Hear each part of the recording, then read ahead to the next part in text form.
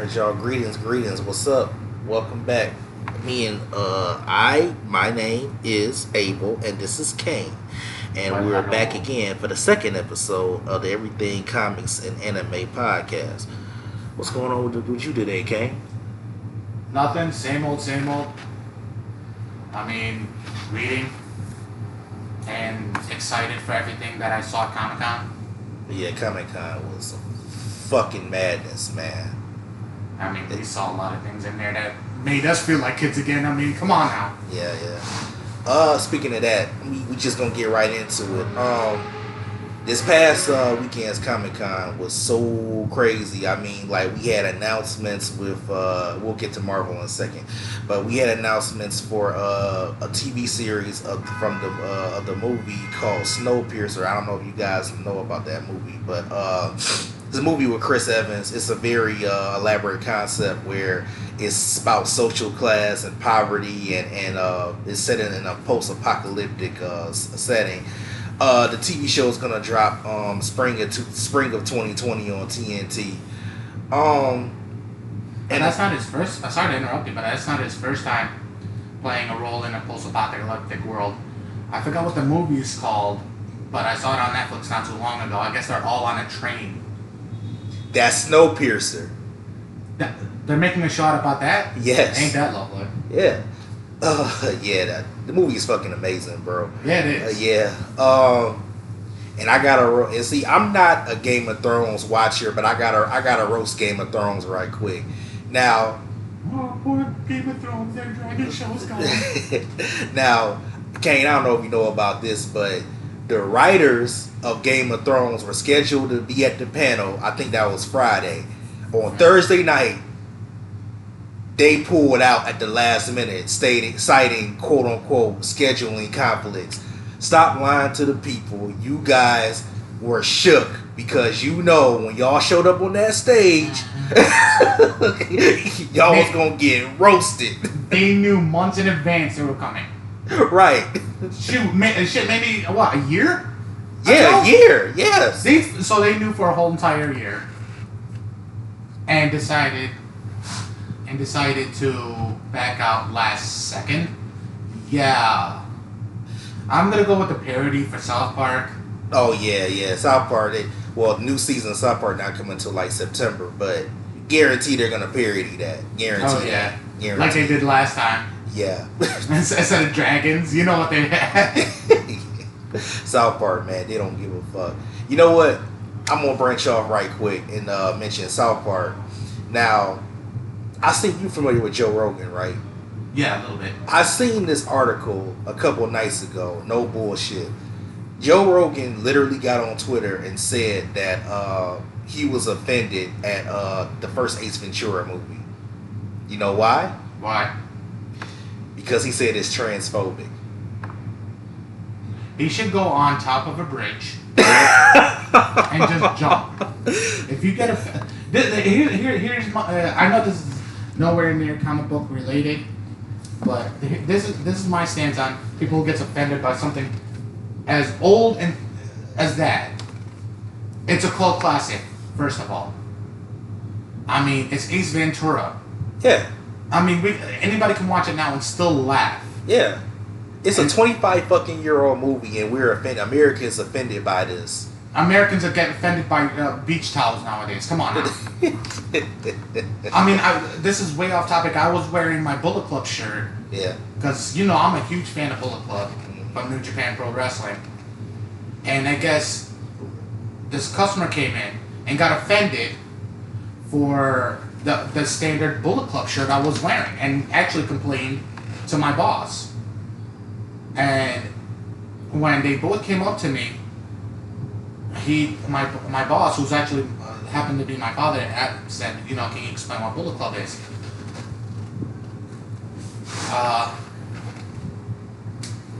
So I explained that it's, it's a faction in New Japan Pro Wrestling. I mean, it's nothing. I mean, it's wrestling. Right. Entertainment. It's entertainment. Right. And he got offended by that. So Joe Rogan got offended by Ace Ventura. Yeah. It's fucking ridiculous, man. then he should stay away from me because he'll be offended by just half the things I say. And the reason why I tied into South Park is because even though I don't watch South Park that much like I used to, I commend them for being an equal opportunity offender, and they never pull back. But at the same time, how the fuck are they still on the air? Oh, you didn't. This we're offended by everything culture. Oh, you didn't see the first couple episodes of the last season? No, I didn't. At the very end of the episode, it said hashtag cancel South Park. No, I didn't even see that. Wow. Like, it was hilarious. I was dying. I was literally crying, dying laughing. Because of this hashtag, cancel South Park. I didn't even see it. You know what? You gonna make me watch South Park again. Alright, back There's just school shootings, all that stuff. It's like, there's another school shooting for the fifth time this week. Same school. Now, oh, we gotta get back on topic. Now, yeah, man, Comic-Con was amazing, man. Oh, yeah.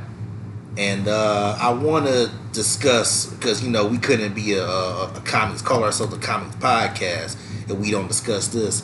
Now, in my personal opinion, I believe Marvel Studios shut the shit the fuck down on Saturday night. And some of that stuff I was expecting, and some of that shit I wasn't expecting. Now, Kane, as you know, the Black Widow movie is coming May 1st of 2020. And it's gonna have Black Widow. It's gonna have I forgot what the other Black Widow name was. She's they're bringing that one back. Not back, but they're introducing her. Yeah, the Russian. Well, they're both Russian, but I forgot her name. Yeah, I never liked her. Now, even in the comics, I don't like her. Now, this footage is not on YouTube yet, but it will probably make its way on there soon. They described the footage as basically like a winter. Her and Natasha and the other girl had a Winter Soldier-esque fight. They were basically like choking each other out, and it was very, how Winter Soldier was very fast paced. Yeah. It's that type of fight.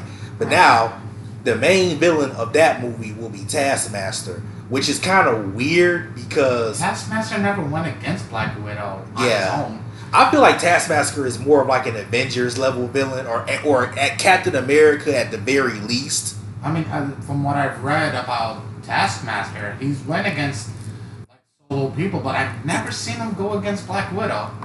Yeah, and Taskmaster he's basically like almost like Marvel's Deathstroke. He knows your every move. No, he has to see it. Deathstroke. Well, he has to see it first. He's a copycat. He's an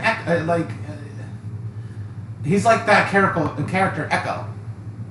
Yeah, exactly. Yeah. I wouldn't say Deathstroke. If anybody's like Deathstroke, it's definitely Deadpool. Well, that's true. Yeah, but yeah, I feel like I don't really have too much of a problem with it. It's just weird to me. Like, I guess I don't know. They couldn't find any other villains, but Taskmaster. I think they were just picking at straws. Huh? I feel like they were just picking at straws. Yeah, because it could have been other villains they had, but Taskmaster, like I said, I feel like Taskmaster shouldn't have been like in the Captain America movie. I probably would have felt better if she. Well, no, her and Crossbones, no. Well, her and Sin introduce Red Skull's daughter, Sin. That would make sense. She's faced her, once a handful of times, maybe less. But still, Taskmaster? And see, this is gonna be, well, from what they said, it's gonna take place between Civil War and Infinity War. So like up until that point where she decided to go on a run, that's where bleach her hair blonde. Yeah. That's gonna be very freaking interesting. Two blonde hair widows fighting each other. Well, from the set photo, she had red hair, but we don't know what point in the movie that's gonna be at though. Right. Movies are filmed out of order. So, I mean, I'm pretty excited for the movie, but like I think I told you about this before, Kane. I mean, me personally, I feel like it's too little, too late to have a Black Widow movie. I'm not hating on it. It's just that it should have happened way earlier, not until she died. Spoiler alert! Not until she died. I don't think that's a spoiler at this point. Who hasn't watched that damn movie? I mean, well, you heard. Let's get off topic real quick. You heard about the guy who set the record, right? Who wants that Guinness Book of World Record? To watch the movie the most times. Yeah, he's already watched it almost 200 times. Man, oh my God! Look, I was emotionally drained after the third time. I seen it 4 times. After the third time, I thought I was gonna kill myself when I dragged myself in the theater for the 4th time. That's how crazy it was. I'm like, bro, how? How do you see this movie? Well, how about 200 times? Almost 200. Well, when I heard about it months ago, it was close to 200. But like since it came out again, I'm sure I'm definitely confident he's seen it over 200 times. And plus, the movie tickets are what, $15-$20 each? Yeah. If you seen it in like 3D or IMAX, yeah, we talking $15-$20. I mean, that's everything that is. It's like, I mean, regardless, unless you want on discount Tuesdays or something. $5 Mondays, discount Tuesdays, and back to Black Widow right quick. Another character that they have in there they never had before was the Red Guardian, and the Red Guardian is basically like the Russian Captain America. Yeah. I like him. Like, he's a take no shit kind of character. You know, depending who's writing him, you know, he could be cool. There's some trash writers, and I hope they're listening because you guys really need to go back to school. Yes, trash. And if you're not listening, I will personally Twitter you guys this podcast episode so you can listen to it and know how bad of a writer you are.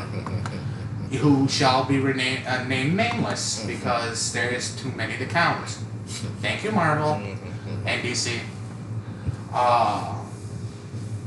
But like I said, depending who's writing, Red Guardian is awesome, in my opinion. I personally like him. He's a good character. Oh yeah, he's a good character. Yeah. He kind of reminds me more of Nomad, more than Captain America at times. Well, like I said, depending who's writing him, but you know, still overall a great character. I just hope they do that character justice in that movie. I don't think that they're gonna because you know I don't know you should I think you know that him and Natasha had a relationship in the comics. I think they was married.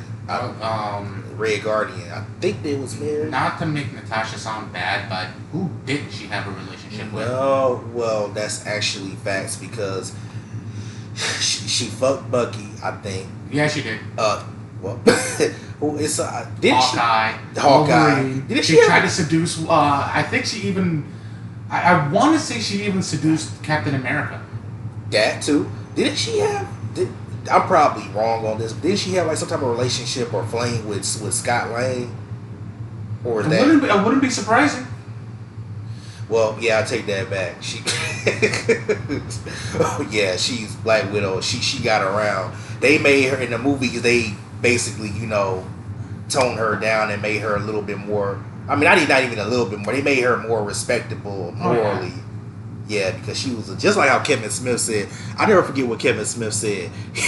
He said his dream porno was Tony Stark and Natasha. He got no wonder where that Ultimate Universe got that stupid ass idea from. He said that years ago. That shit was hilarious to me.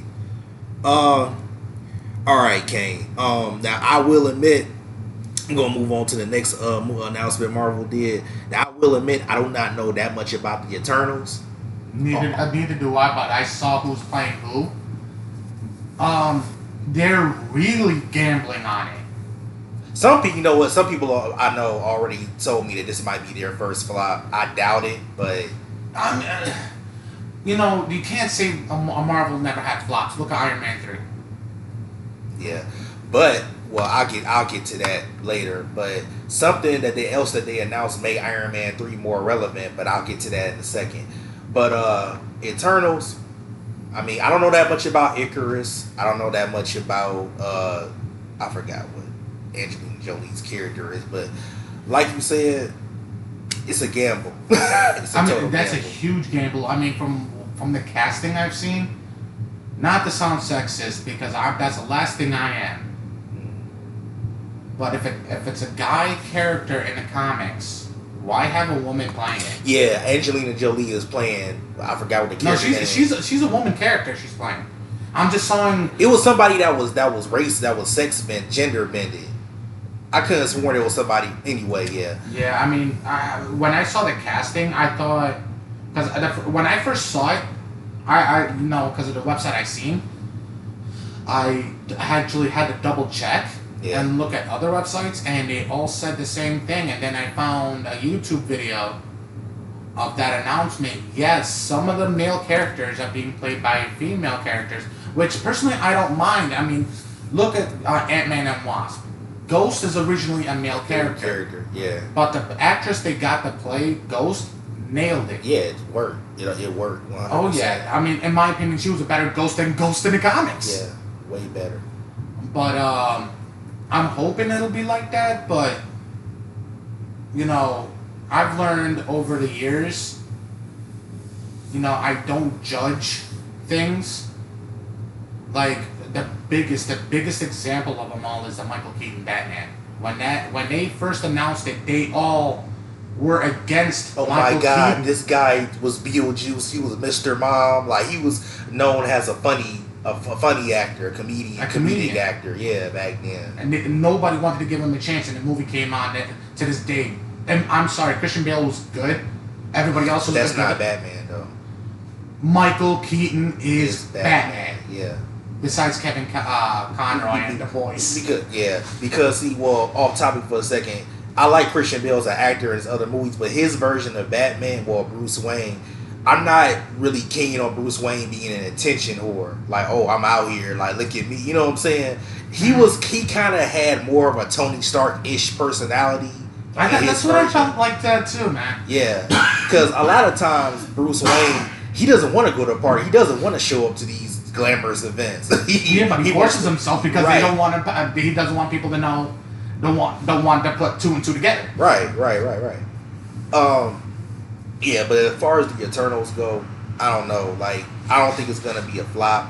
But what I am excited about, it could potentially show you the origins of Thanos, because Thanos is considered an Eternal, but I believe he's a deviant, and I guess the more deviant, like a black sheep in the family. Basically, yeah, because the Eternals, and they're kind of in their human form. They look like normal humans, right? But Thanos is a big purple ugly motherfucker. Yeah. And somebody else, I forgot what the guy on Twitter name was, but somebody else brought up it's a possibility that that the mutants can have their origins displayed in the Eternals, because the Eternals came from the Celestials. I'm glad you brought up mutants. Okay, they announced. I know you were planning to say this, but they announced Fantastic Four, correct? Yeah. Okay, where's X-Men? And they had to redeem themselves after the Dark Phoenix incident.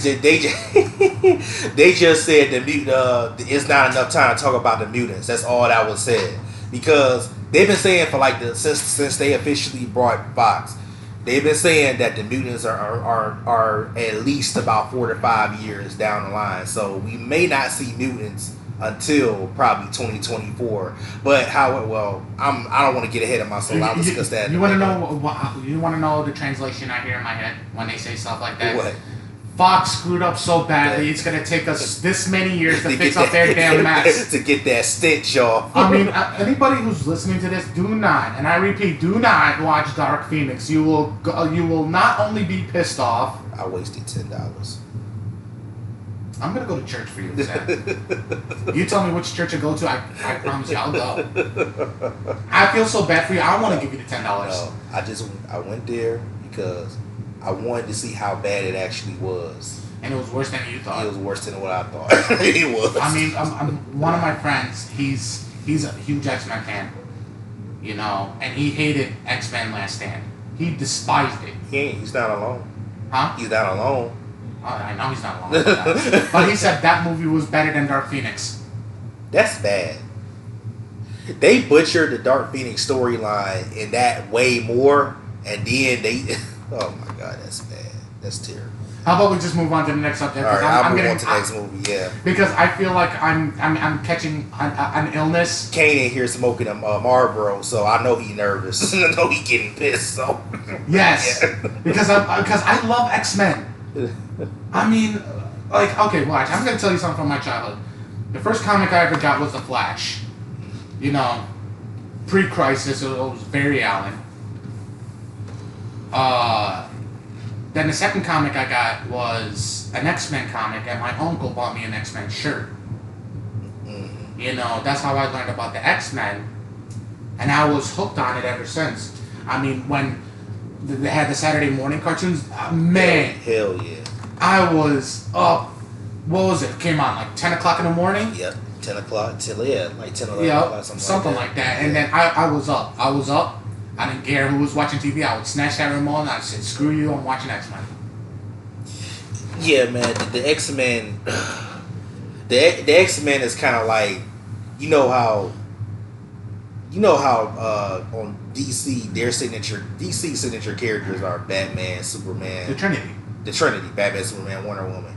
Marvel, believe it or not, now, I'm talking now, this is not for you casual fans, because I've been a Marvel fan through and through, but I'm not a casual fan. I'm a hardcore Marvel fan. So, so if you're a Marvel fan, you should know that Marvel's signature characters were Spider-Man and the X-Men. Yep. Those were Marvel's signature characters, not Iron Man, not Captain America, not Black Widow. Spider-Man and the X-Men were Marvel's signature characters. Like, exactly. Every time you seen Spider-Man, every time you thought of Marvel, you automatically thought of Spider-Man or X-Men, one of the two. Yep. Exactly. It's facts. I'm sorry. Iron Man was a C-list character before 2008. And I'm not even hating. Before Robert Downey Jr. Before Robert Downey Jr. And all of a sudden now he's A+. Right. I mean, I'm not trying to hate at all. That's just facts. Because this is how I know a lot of people not Marvel fans for real, because they think that these right now the Avengers are America's superheroes. The movies made it that way. Now back in the day, the Justice League was America's superheroes. Am I right or wrong, Kane? Correct. They were around before the Avengers. Yeah. And JSA was before them too. And that was for all you idiots that called me a Marvel fanboy all on the internet. I know for a fact that the Justice League was the premier superheroes in America. It's not even an argument. You want to know a very interesting fact? And I learned this a couple days ago. Now, there's a big debate going on. And I'm sorry, I love going based off facts. You know, but I feel X-Men is actually a copy from DC. Alright, now I disagree with you. How the fuck is it a copy? Doom Patrol was out 6 months before X-Men. But I knew you were going to do this to me. Chief was in a wheelchair in the first issue. Since day so one. you telling me that Professor X is a copy? Yep. No, man, I don't believe you. I mean, come on, they're both in the mansion. Yeah, they both in the bed. That's true. The original X-Men, how many people? It was Cyclops, Jean Grey. It was like, I think 6, 7. Cyclops, Jean Grey, Beast, Iceman, Nightcrawler. Angel. No, not Nightcrawler. Angel. Okay. It was 5. Okay, it was 5. Okay. And the original Doom Patrol, I believe it was Robot Man, Alaskan Girl, the idiot with the helmet, because I refuse to acknowledge him because I hate him. The idiot with the helmet. Negative. Oh wait, I said Negative Man. You didn't say that. Negative Man, and then a couple months later or a year later, Beast Boy.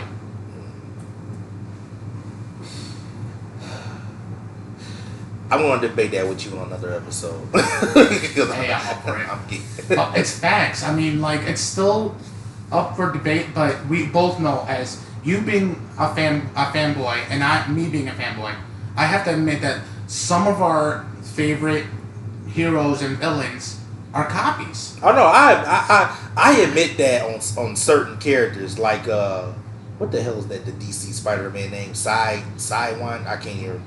I don't know. He's gone. Oh, thank God. He was a fucking terrible character. Oh yeah. Somebody else. Ant-Man and Atom. Oh yeah. Best. Here's the best one. Wolverine is a copy. Of who? Timberwolf. Wait, let me Google this. Timberwolf. Yup. I believe it's something Wolf. Is it a Timberwolf or Lone Wolf? He's from the Legion of Superheroes. But Wolverine became more famous because it's Wolverine. Timberwolf DC versus Wolverine. Holy shit. Timberwolf comics. I never heard of this dude until right now when you said that. He was in Legion of Superheroes. I don't believe he had his own comics. Yeah, Legion of Superheroes. Abilities. Superhuman strength, speed, and agility. Sharp claws. Animal-like instincts. Yep. And factor. The only difference is that his claws fire has projectiles. Oh, that's stupid. But Okay. okay. It's stupid. Enhanced systems, rapid healing. Man, fuck me. Man, fuck me. Holy shit. I mean, you have to go really in depth with all of these. Like, DC made a version of Captain America, which was a huge flop. I think I know what you're talking about. Just can't think of the name right now. Who cares about his name? He's gone. Who cares? He's gone. He's gone. Just let's not mention his name because God forbid some idiot writer will bring him back. Oh yeah. But getting back to what the X-Men, you seen the previews for House of X? No. Oh my god. Oh my god. Good. It looks so amazing. And Apocalypse has a girlfriend, which surprises me. How? That man doesn't even look like his pussy look like the last thing he'll think about. And you'd be surprised who's his girlfriend. Oh, Myra. seriously? I mean, if the pictures are correct, she's the only one with dark red hair besides Jean, and I know Jean ain't gonna freaking kiss him. I mean, I'm just going based off the covers that they said they're gonna have for these things, and she's kissing Apocalypse. So I'm just assuming she's gonna have a little love fling with Apocalypse. I mean, honestly, I'm not for it. I mean, I don't care, but you know, Marvel is known to have everybody screwing one another, especially Wolverine. I mean, come on now, it's Wolverine. I mean, how many kids does he have? He needs an AIDS test. Oh wait, he heals, so he doesn't need to get AIDS. Anyway, How many kids does he have? It's like what, like 25 kids. Okay, this is way off subject, but some stupid writer in a Manium Agenda storyline really pissed me off to the point where I actually want to go to his house and demand answers or demand for him to retire. Because apparently, before I go on, why is Laura named X-23? Oh, you asking me? Yeah. Isn't she the 23rd clone? Yeah. Well, apparently now the new biography is some organization got Wolverine brainwashed into having intimacy with one woman. That's stupid as fuck. Yeah, it is. All you have to do is give this dude like 2 12-packs and he'd be good. Right. Give him two packs of Bush and a couple of cigars. No, he doesn't like American beer. He likes Canadian. Canadian. Oh well, give him a couple of the Black Blues. He'll be there. He'll be cool. Also, no, not even that. Let her buy it for him. Let her buy it for him. Right. And Wolverine be like, yep, I have it made for the night. That's crazy, man. And it pissed me off. Like, she's an amazing character, and it pissed me off extremely because during that time, old lady, or it's either old lady or old woman Laura came out, and that was about her clone cells degenerating. So you just made that storyline into a make believe, into a what if storyline. It is stupid. Like, man. I just want answers at this point in my life. But, yeah, I mean, I can't wait for House of X and Power of X. I mean, it's a long time coming that a great X-Men storyline's been needed to come out. Oh, it's been a long time. I mean, the last issue of Uncanny X-Men, the last few pages was amazing. I mean, I showed you. I mean, how salty did Emma Frost look? She was fucking devastated. I mean, besides Wolverine's like, I can just go get somebody else, but like, she just had that look. Yeah. And I still have it in my phone, by the way. Man, that shit was funny. Like, a friend of mine, he posted it on Facebook. He's like, hey, Emma, Saudi or not? I'm like, dude, really? I'm like, you ghetto as hell. Because we're going in order of the Comic-Con Marvel announcements, so we see the Eternal. So the next project they have after that, actually we skipped one project. Now before the Eternals come out, I don't know how you feel about this, Kane. But Disney Plus is dropping a series called The Falcon and the Winter Soldier. That can go either way. Like, I'm excited to see it. Yeah. I mean, we already know that those two actors are Falcon and Winter Soldier. They got great chemistry too. Exactly. And you saw the end of the Endgame. Yeah. You saw Bucky. He already accepted it. No questions asked. Nothing. But a lot of people, especially on the internet, they're mad. One, they're racist, and two, they're wondering why that Bucky didn't get the shield. Bucky, people don't. He died during Fear itself. That's why you want to see a dude die again. And then another thing, he died a brutal way too. He just wasn't shot and killed. This Sid ripped his arm off. Right. And beat him to death. Yeah, straight Quan Chi with it. No, that's not. He pulled his leg off. No, arm off. Yeah, arm. She pulled his arm off. I'm talking about. I was trying to make a Mortal Kombat reference. Okay, no. Mortal Kombat. Hey, well, you're just being too nice at this point. I mean, he died a brutal ass way. I mean, after he died, Captain America, Steve Rogers was so pissed. He knew that he had no chance in hell. He's like, I'm gonna smack her regardless. Right. He wind up smacking her, right? And what was saying? Yeah. But see, Bucky can't get the shield. He feels like he's not worthy in a way because think about it. He's still a fucking assassin. He killed so many people, so he feels that's like stopping him because he feels he's not worthy of it because of what Russia made him do. Yeah, or the Nazis. I should say.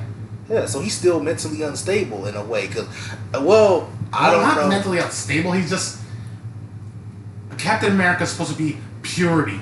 Yeah, it's supposed to be representing everything, and Bucky did everything opposite when he was an agent for Hydra. Yeah, exactly.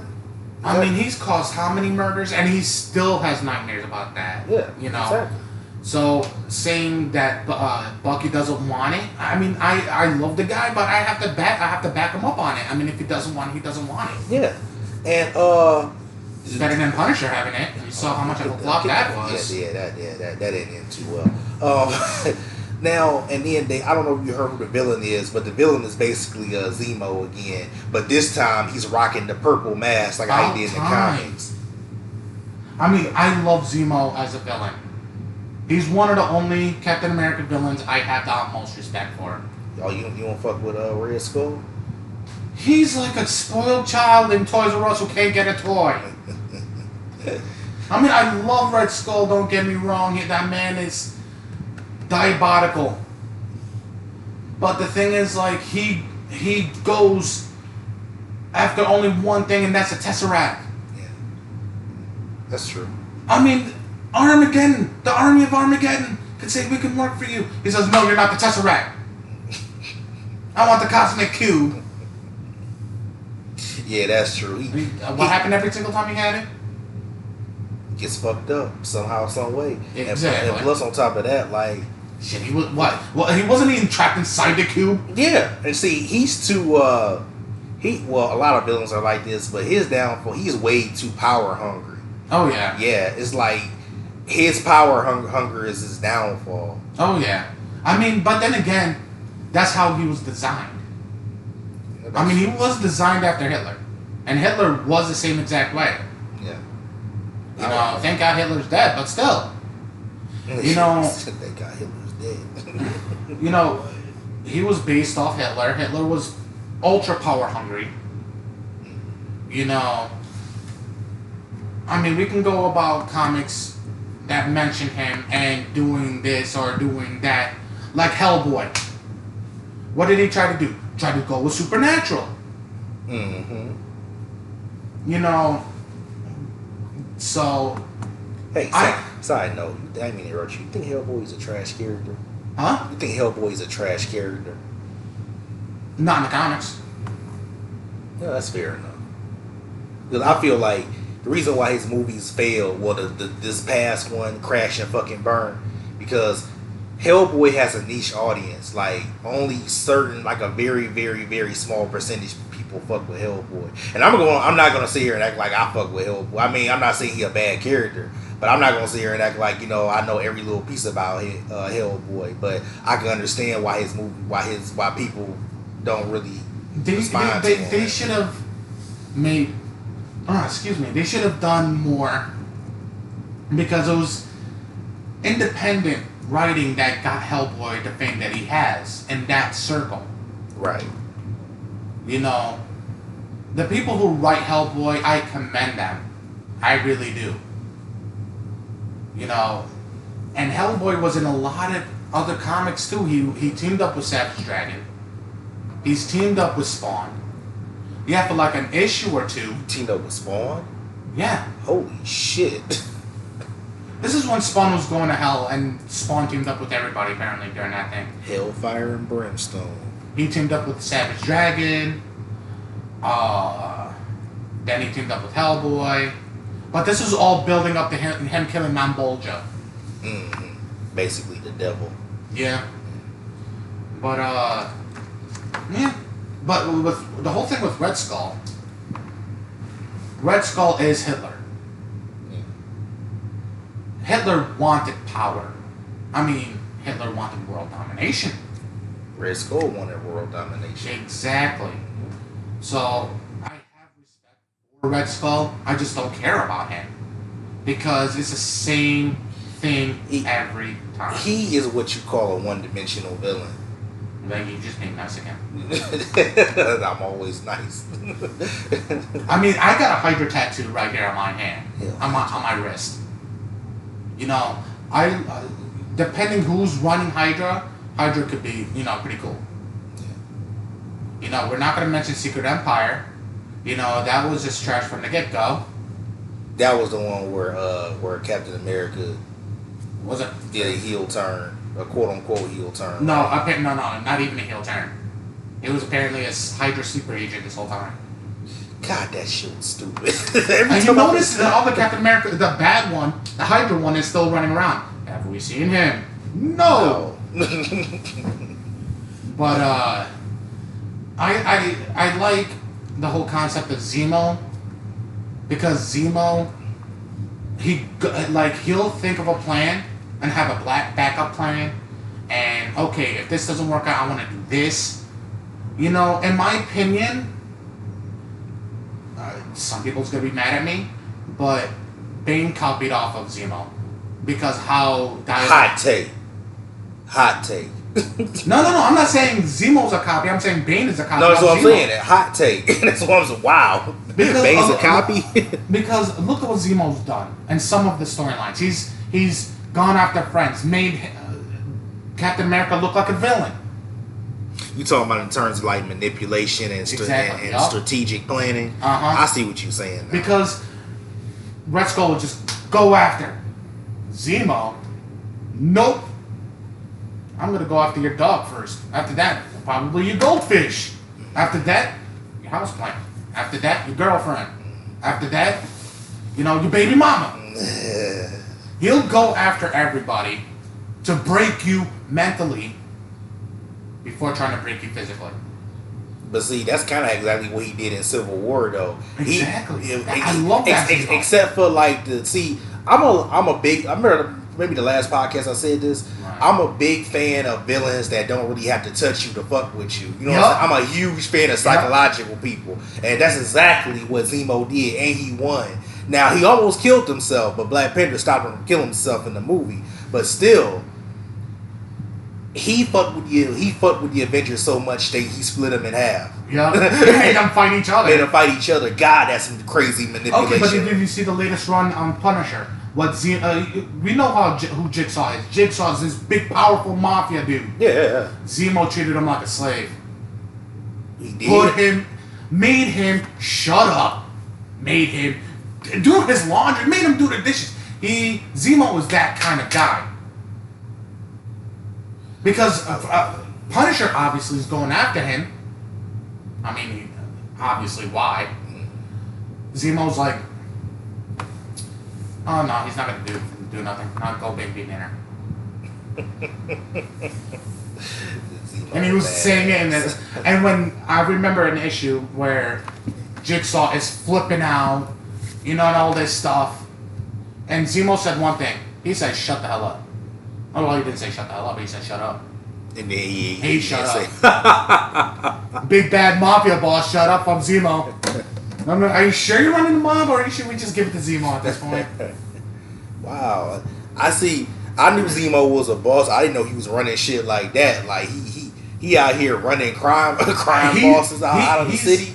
He's an underappreciated, in my opinion, villain. Like, not a lot of people talk about Zemo. Exactly, Zemo is Zemo. I mean, Zemo is that man. Yeah.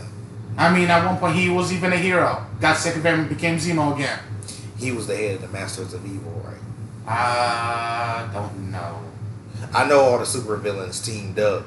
But he was leader of the Thunderbolts at one point. That's what I meant to...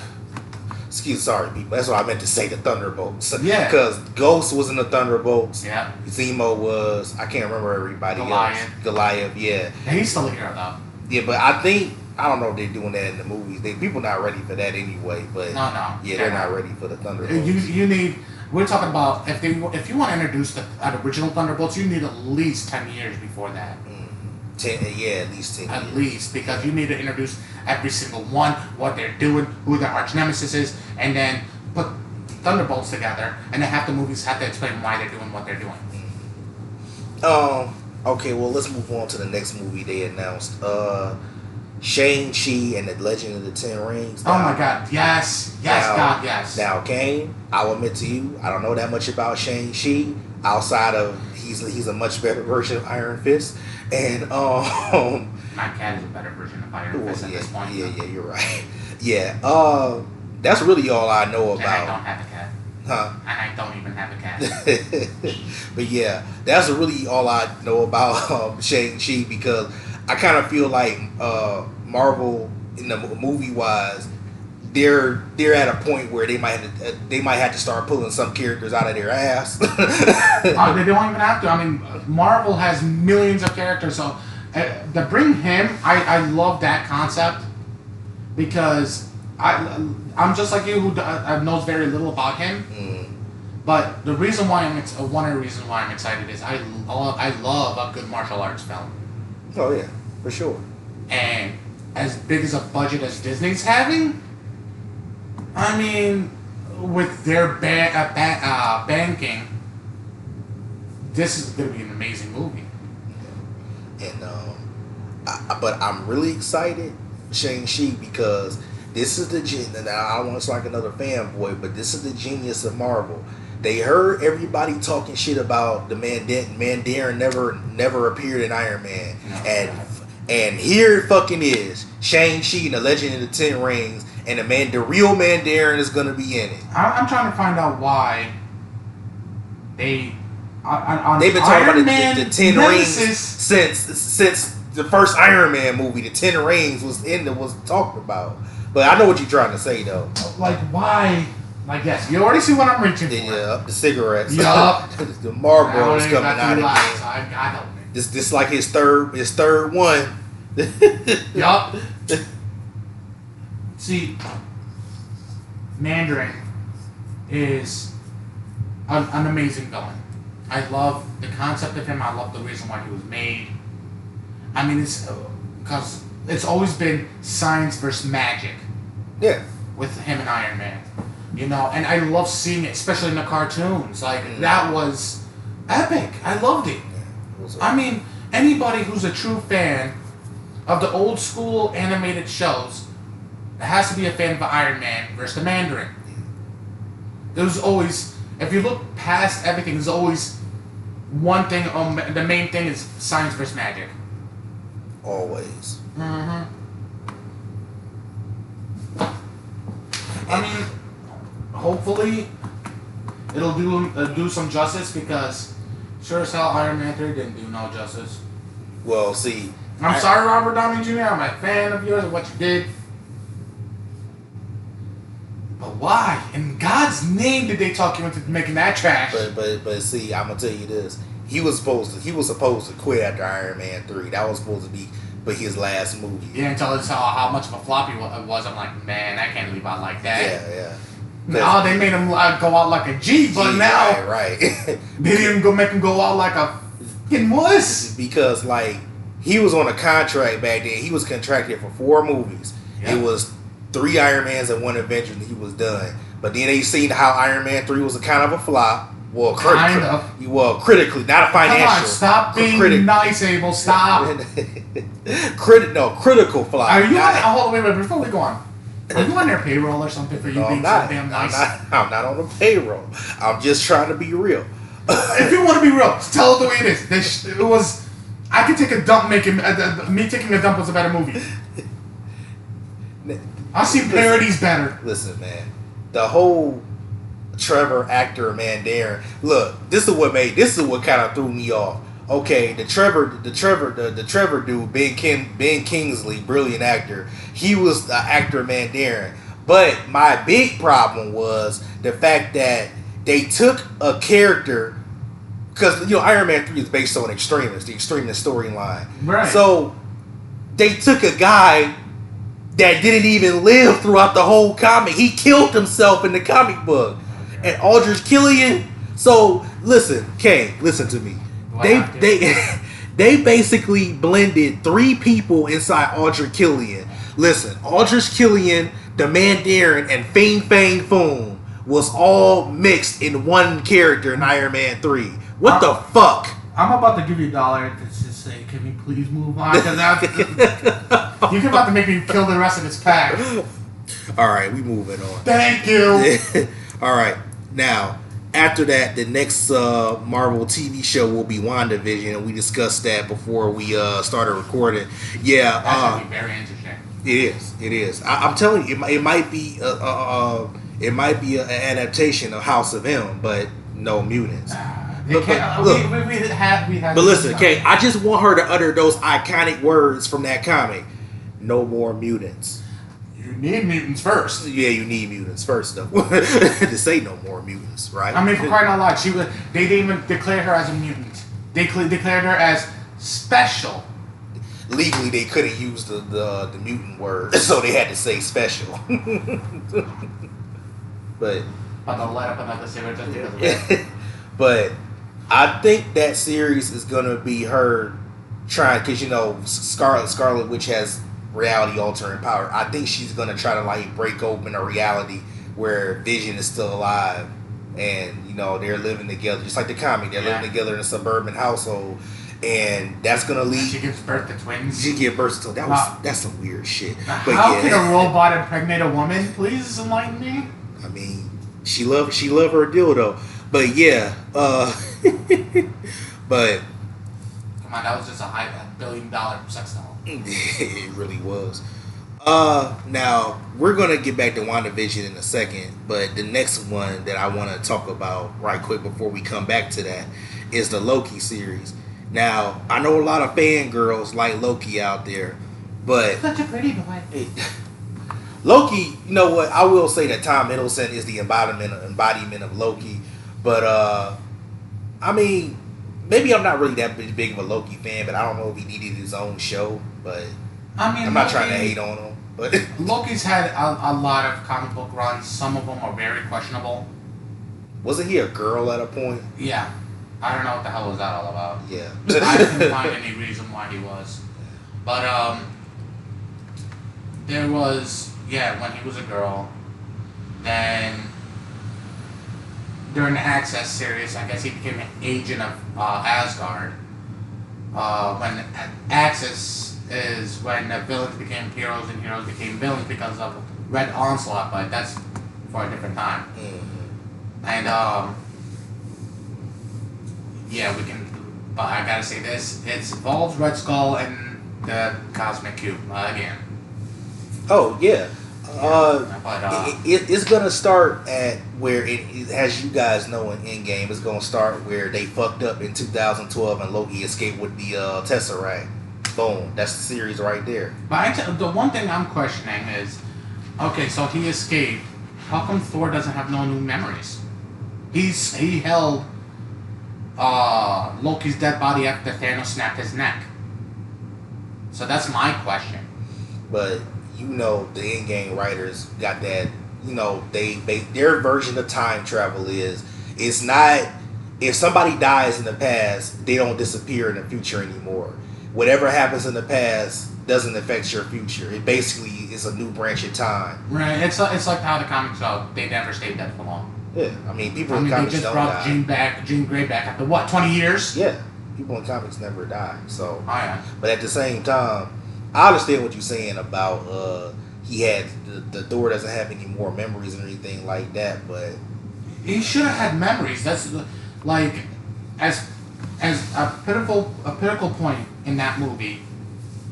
Thor has no memories. Yeah, that's another plot hole. I mean, when he escaped and Thor was in Asgard in the past, he should have been like, wait, I'm remembering something. Yeah, but see, that's another thing though. This is still asshole Loki. Look, you know, this is that part, the timeline or whatever they said broke off. This is before Thor: The Dark World when he started to become more of a good person.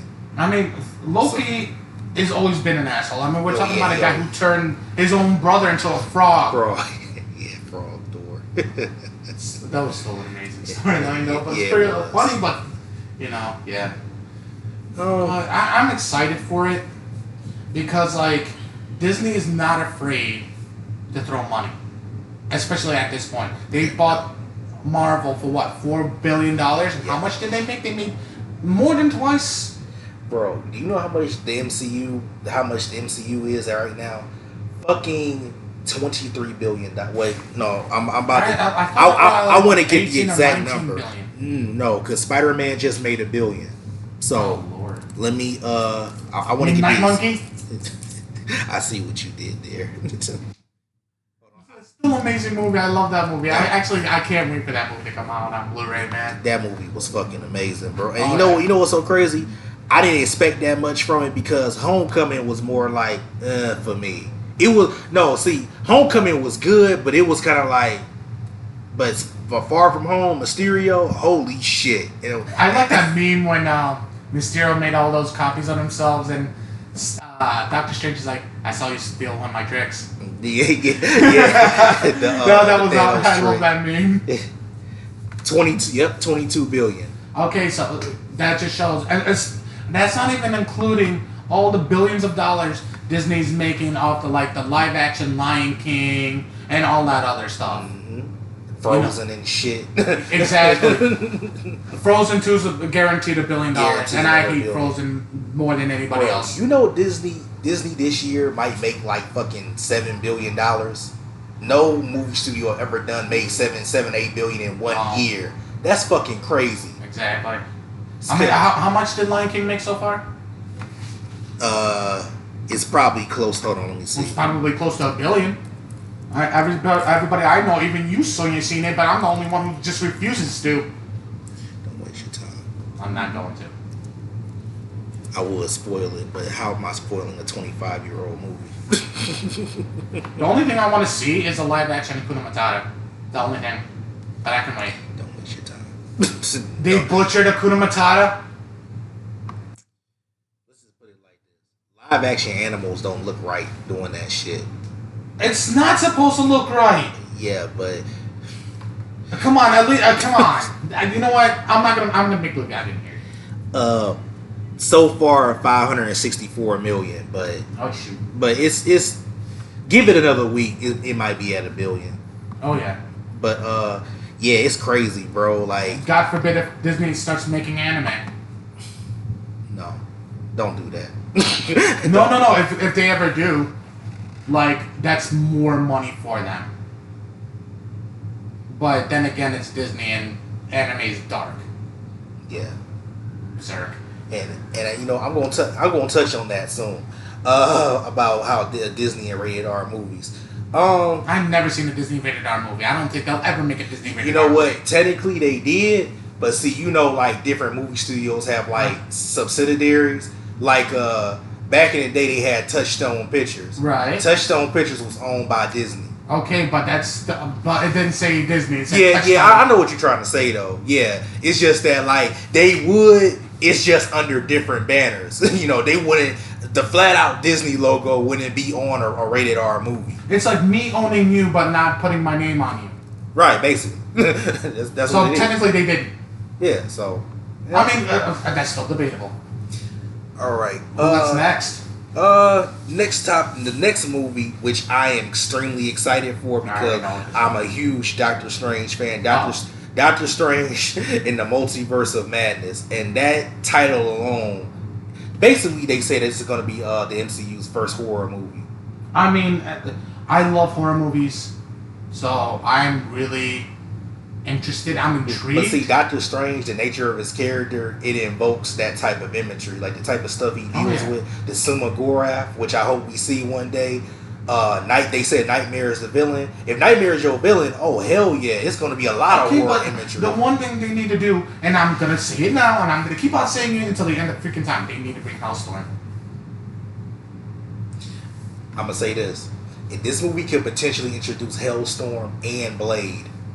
Midnight Suns, exactly. We just need a better Ghost Rider. Yeah. I mean, the Multiverse of Madness, man. I mean, like, I could just see him going through the... But see, that's another thing.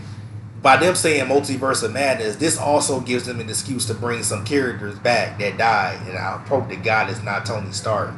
But they can't. It's a possibility. No, they're not. But it's a possibility. This is why I don't like this whole multiverse thing with Marvel, because I don't want them to have any fucking excuse to have an excuse to bring people back. That's so fucking cheap. And even non-Marvel stuff, like when I watch normal stuff that do that, it pisses me off. I mean, honestly, everything now has a multiverse. I was watching Dragon Ball Super not too long ago. I was watching Broly. I love that movie. And yeah, I like Broly. When Vegeta and Goku instant transmission to where Piccolo is, first words out of his mouth was, "What in the name of the multiverse?" I'm like, "Yep, everything has a multiverse now." DC started it, but DC perfected it. They perfected it though. I give them that. Anytime, one villain name. What, in DC? Yup, that shook the multiverse. Anti-Monitor. He did? Crisis of Infinity Earths. Oh yeah. He destroyed the multiverse, man.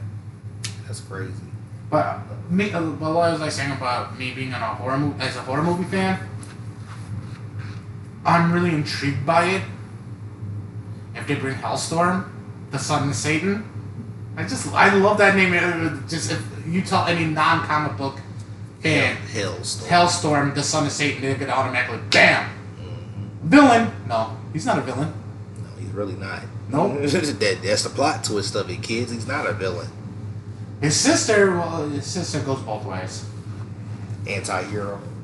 Sometimes she's a villain, sometimes she's not.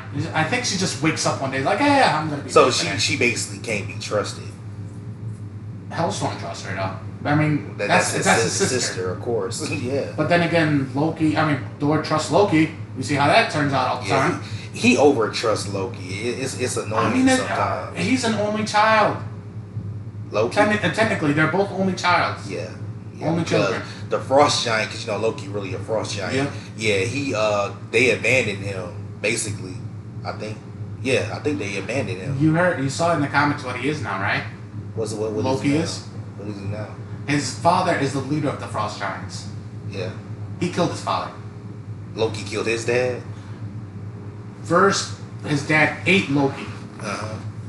Everybody thought he was dead. Nope. Loki killed him. From the inside out. I liked it because you can't keep Loki down. You can't get rid of Loki. Yeah, you can never get rid of Loki. So him being in charge of the Frost Giants, it's interesting.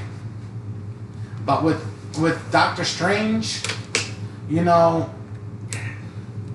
I don't know. I mean, the way they ended part 1 with Mordo killing that one dude, saying there's too many sorcerers. Yeah. He didn't kill him. He just, because he was paralyzed. Yeah. He basically did kill him. I mean, the guy was paralyzed. Yeah, so he basically took his whole life from him. So he did. Yeah. And the way he did. I mean, he didn't, kill him. Mm-hmm. But basically reduced him to nothing. But see, this is what I think is going to happen. I think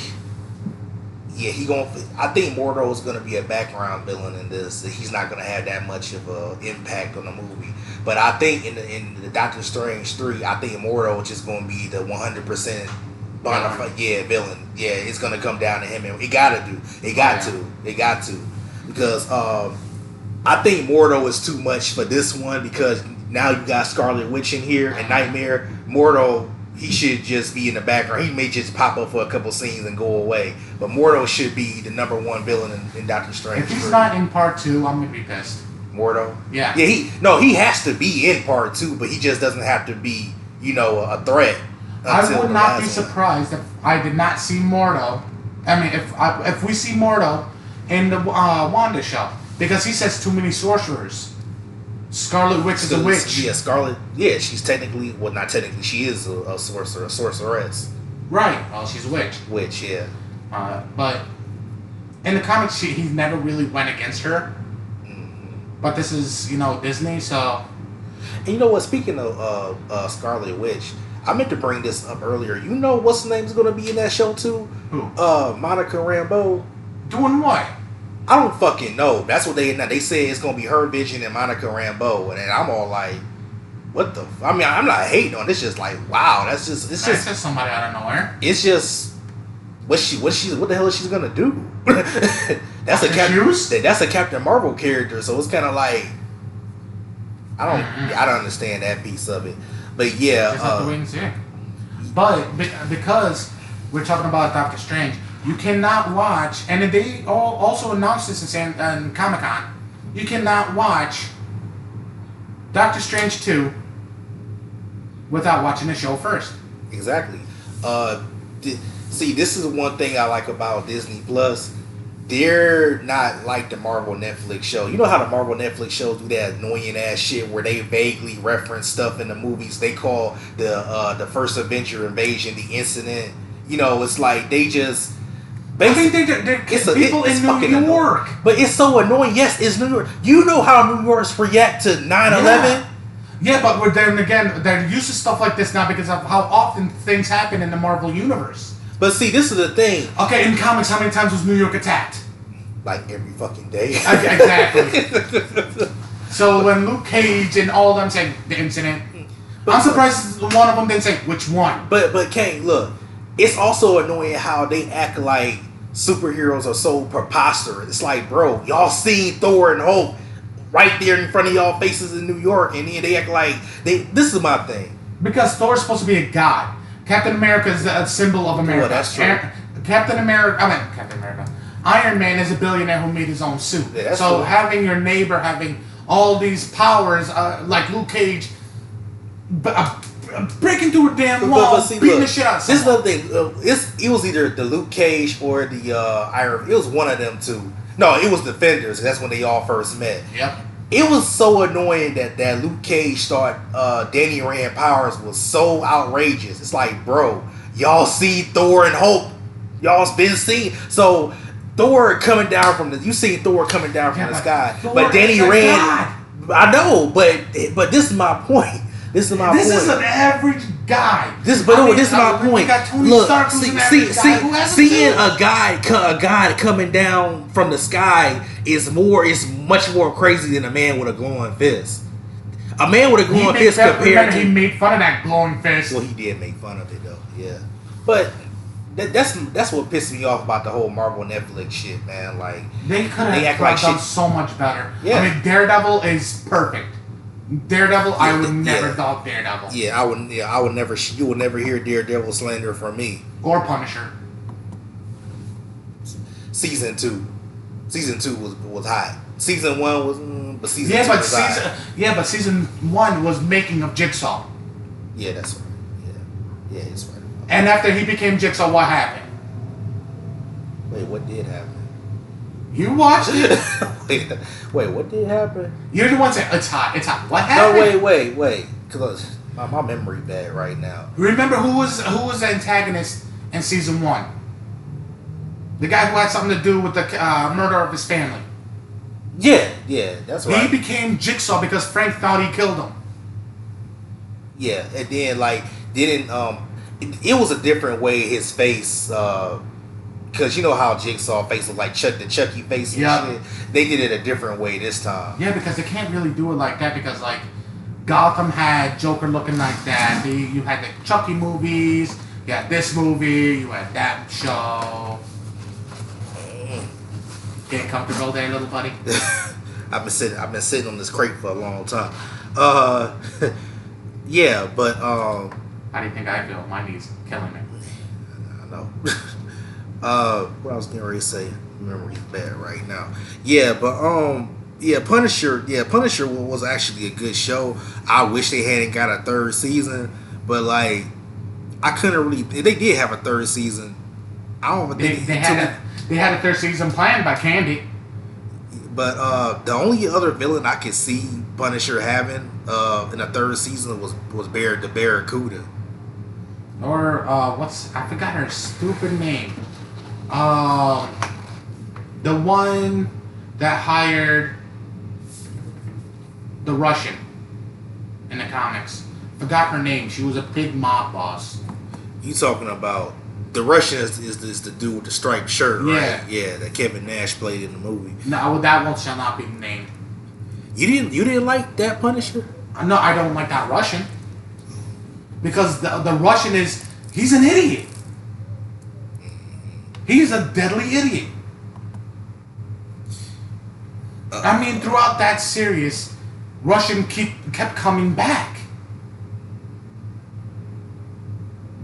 In the comic series, right? Yeah. I mean, at one point, even made him have a body of a woman. But, the Russian just proves his legend that he had before he was introduced, that he is unstoppable. He's a moron, but he's unstoppable. I'm trying to find the name of the lady that you was talking about. She didn't last long. She got fed to bears. Damn. No, wait. She lost her arms and legs and most of her scalp to bears. But yet, he wound up lighting her house on fire. And when she's literally gnawing at his ankles, he kicked her into the fire. Damn. What, you expected a clean scene? A clean kill? Yeah. No. I actually expected a more Disney Channel kill. No, I'm just gonna strangle you, lady. No, hell no. He kicked her back into the fire in the house. He lit the house on fire. Hey, you remember in the first episode we talked about how like Disney might water down the comics. You ever think that they're gonna water down the Punisher comics? So far no. I mean, War of the Realms sure as hell didn't. That War of the Realms shit, wow. I seen fucking Doctor Strange look like Captain Marvel. And Captain Marvel looked like Doctor Strange. Thor's mom into becoming the leader of the Dark Elves. Yeah, what the fuck is going on with this shit? He's like, this is war. Basically, he kept on saying, this is war. That shit was crazy. And you didn't see Captain America intervening because, like, Captain America's been in how many wars? He knows what war is. Right, he's a seasoned vet. You already know what war looks like. So anybody who's been in a war knows what the hell Frank Castle was talking about. But you know what movie I'm excited for? What? The next one. Blade. We're going to get to that in a second. Hold on. We're going to get to that in a second. Are you still trying to find her name? No. She's irrelevant at this point. No, I'm not. No, I was about to start talking about Doctor Strange again. Yeah. But I'm super excited. I'm super excited for that Doctor Strange movie, man. Doctor Strange is one of my favorite characters. And I think Scarlet Witch hanging with him is perfect because She did teach him. She did teach him. But he taught her. That's what I'm saying. He can help her control and mature her powers. Yes. That's why I'm so excited for this movie. I think he's gonna be in the show too. He has to be in the show. Exactly. Like the last episode at least. Exactly. Has to. So all right, moving on. Now the next Marvel project would be. The next Marvel project is gonna be the What If series. Is Marvel Studios' first animated series, and it's gonna take place within it's the first animated series taking place within the MCU, and it's based on the comic run. If you don't know what the What If animated they're making that into animated. Yeah, and it's gonna be within the MCU. I'm so happy you brought that up. I am so damn happy. You brought up What If. Everybody thought Jane Foster Thor first appearance when they made her to a woman a couple of years ago. No. It wasn't. No. There was a What If issue. Yeah. That said, what if Jane Foster became Thor? Yeah. Everybody's like, no, Jane Foster became Thor when Thor became unworthy. No, it became a What If comic first. Here go them casuals again. No, it was a What If first. But yeah. I mean, animated. It's going to be the show or a movie? It's animated. But see, this is the thing.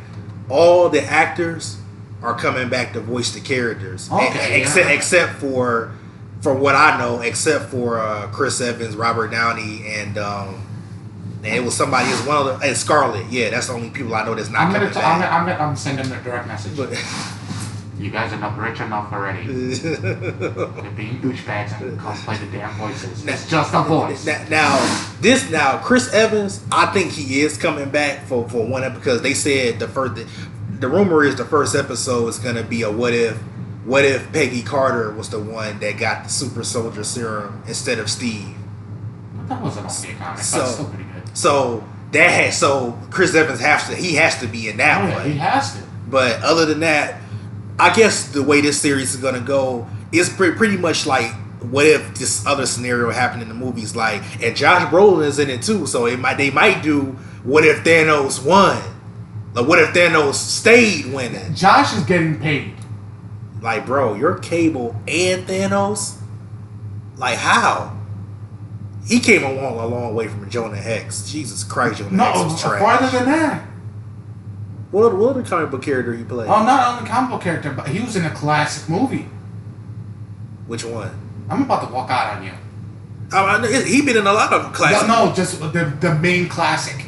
No Country for Old Men. No, classicer. Classicer. I'm making up words now. Not Men in Black. More classic. Well, Men in Black 3 wasn't classic. Think about you being a kid. The Goonies.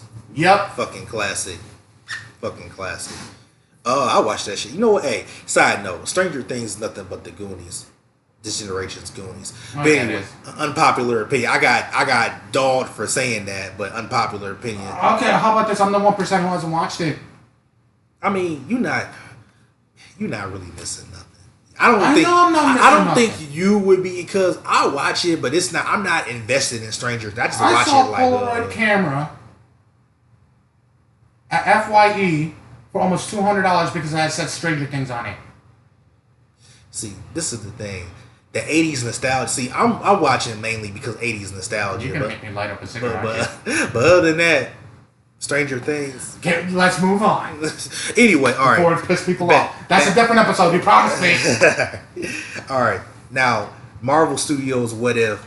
I'm interested in seeing that because, it's basically any other scenario that the movies couldn't have went. Let's just say, what if Scott Lang didn't take Hank Pym's bait to become the new Ant-Man? What if he didn't break into his house? Stuff like that. But my favorite what if to this day was the Hulk one. They said the man and the monster, but the man and the monster is reversed. The man and the monster is reversed. Bruce is the monster. Wow, that sounds interesting. Like in this issue, he was a woman beater. He was a drunk. He turned out like his father, and the Hulk isn't the Hulk. It's like a big, power-looking dude, and he was very emotional. He was very apologetic. He was. I mean, that issue. A lot of people dog me for it, but I like it because it's such a turnaround. I mean, you have the Hulk, the Man and the Monster, Bruce the Man, Hulk the Monster. Right. And side note, Professor Hulk sucks. Shut up. Unpopular opinion, but carry on. Come on now, he has no use of his one arm now. Don't give me. Oh, you talking about this Professor Hulk? Yes. Professor Hulk? Not the comic one. The comic one was pretty good. It was alright. Yeah, that's my one issue. That I think that he said that his power is a little less than what he is as normal Hulk. No, and now he Hulk has regenerative powers. It rivals Wolverine. Even in the comics, and when he was Professor Hulk, he still had Wolverine-like healing factor, and now he can't use his arm. Let me ask you this: who's stronger, Hulk or Thor? And this is whatever movies, comics, whatever you want to. World Breaker. Oh well, it just depends which Hulk. World Breaker. So you saying World Breaker Hulk? World Breaker Hulk is stronger. Look what he did. Look how pissed he was. You know what? Yeah. Yeah. You took the woman who accepted both versions of him and killed her. He was so pissed off, you couldn't even tell. He reached a whole new level of rage. He knocked out Black Bolt the first thing he did when he got back to Earth. He did, though. He did knock the shit out. He broke Colossus's arms. Knocked out Juggernaut. Yeah, that shit was funny, too. Gave Wolverine freaking brain dead damage. I mean, he healed, but he was a vegetable for a good hour or two. Yeah. The fact that you reminded me that he knocked out Juggernaut. That image in my head is just funny. I mean, he fought Sentry to a standstill. Sentry couldn't knock him out. They fought to a standstill. Sentry OPS. Oh my god. You know the copy Superman. Yeah. You know what? Don't give me that. No. I'm gonna say this. You can't. If we're gonna go down this road, we have to mention Hyperion. No. I'm not really to this. And Kane is on his fourth cigarette. No, this is his fifth cigarette. No, yeah. Shut up. No, this is the thing. People's gonna listen to this and give me a text message like, "Stop smoking so much. You're trying to get me killed, aren't you?" But this is the thing. I never really been too fond of OP characters, and this is why I wrote Superman so much. Superman's like, bro, you're so OP. Why you still get your ass whooped? Because he's afraid to use his full powers. I mean, it's just something about OP characters that, like, most of the time, they're hard to write. Because, like, bro, you can do anything. No, the hardest person to write about is Doomsday. That's another OP character. And he's the ultimate version of OP. We're talking about a guy whose dark side is afraid of. Yeah. But let's get back to the San Diego Comic-Con here, man. Yeah, we be going off on tangents. All right.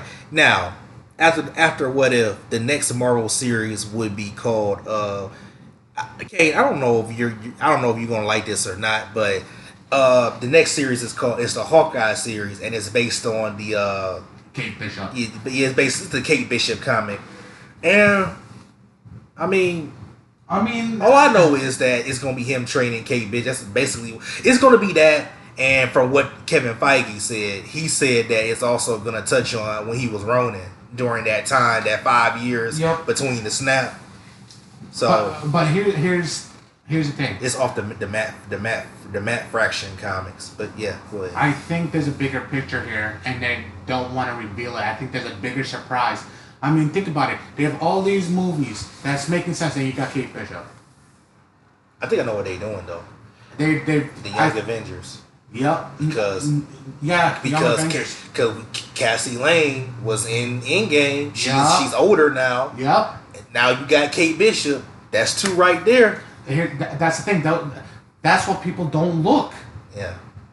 You know, and then you got all these other things. I'm thinking she has a bigger role than we think. I think this is just her introduction. Yeah. But I think when they said there's going to be a new Avengers movie with characters we've never seen before, I'm willing to bet money that she's going to be part of it. Yeah, she's basically going to be the Hawkeye replacement. Yeah. That makes sense. But, yeah, it's a bigger picture in play here because the second, even in the first Ant-Man, when Cassie was a little girl, I already said, Young Avengers is coming. It's coming. We don't know when, but it's coming. Because you don't put Cassie Lang, you don't put Cassie Lang in there for nothing. Exactly. I mean, you have all these, I wouldn't say inconsistencies, things that just doesn't make sense. These are pieces to a puzzle that doesn't go to the current puzzle. Right. Kate Bishop is a puzzle that doesn't go to the current puzzle. Right. She belongs somewhere else. Right. Because you got the What Ifs, you got WandaVision, you got Doctor Strange, you've got all these movies we mentioned. Then you got Kate Bishop. Yep. She's for something else. I almost guarantee it. Everybody, remember when everybody thought that girl in Endgame, his daughter was Kate Bishop? Everybody thought that was because as soon as they seen the girl with the arrow, I'm like, oh, that's Kate. No, she got. Yeah, she got snapped away. She got turned into Marlboro Ash. All right, well, we're gonna move on to I think this is this ain't the last one, but we're gonna move on to the next announcement Marvel made, and this movie is kind of like, I want it to happen, but at the same time, it's not gonna make sense. But I mean, it probably will make sense once I see it. Thor: Love and Thunder, which is the fourth Thor film. If you're not counting the other two Thor movies, this is only the second Thor movie because the first two Thor movies, especially the Dark World, goddamn hot garbage. But well, you know what? The first Thor wasn't hot garbage. The second one was. But Thor: Love and Thunder is basically going to be Thor 4. But here's the plot twist. Jane Foster is Thor. My question is, how the hell did she get Mjolnir? Wasn't Mjolnir destroyed in Ragnarok? Yeah. And that's the thing. Well, no, it wasn't. No. You remember Steve took Mjolnir. He took Mjolnir back. He took Mjolnir back into that time. Yeah. But so it's technically still got destroyed in Ragnarok. Because if it didn't, Thor would still have that hammer. But this is the thing. Another thing that I just remember. Remember when Steve took the hammer back? Remember when they say he had to put the stones back, and you know how Rocket got the reality stone out of Jane, and I don't know how the fuck did Steve put the reality stone back in her. But so he clearly had to have. Well, maybe he just put it in Asgard. Yeah, that's true. So clearly he had to have some interaction with her. Clearly. Maybe or maybe not, but regardless, Mjolnir was destroyed. Wait, I'm tripping because the present day Mjolnir was destroyed. Yes. The one that Thor had was from 2013. Exactly. In Endgame. Okay, yeah, now I got you. How? I guess we just have to wait for that movie. I mean, there's so many questions, and all of them's gonna be answered in the movie. I mean, we can both sit here until next week, asking each other these questions for this specific movie. But I guess this is one of the movies we just have to wait and see. And I'm gonna ask you this question, Kane, and I don't know, because if she's not getting Stormbreaker. No, hell no. I don't know. If you're gonna agree with this or not, but you know, Valkyrie is basically the queen of Asgard, right? Yeah, I know. So now they're saying that she needs to look for. No, she's the king. Yeah, the king of Asgard. Now they're saying that she needs to look for a queen. So that makes Valkyrie the official first gay character in the MCU. Only time will tell. Because we're just assuming, we're just making theories at this point. Let me ask you. Because what happens if that movie comes out and she marries a guy named Bruce? Yeah, that's true. But what if, another plot twist, what if it ends up being Captain Marvel? Because Captain Marvel is clearly gay. With that haircut, I'm surprised she's not working at Walmart.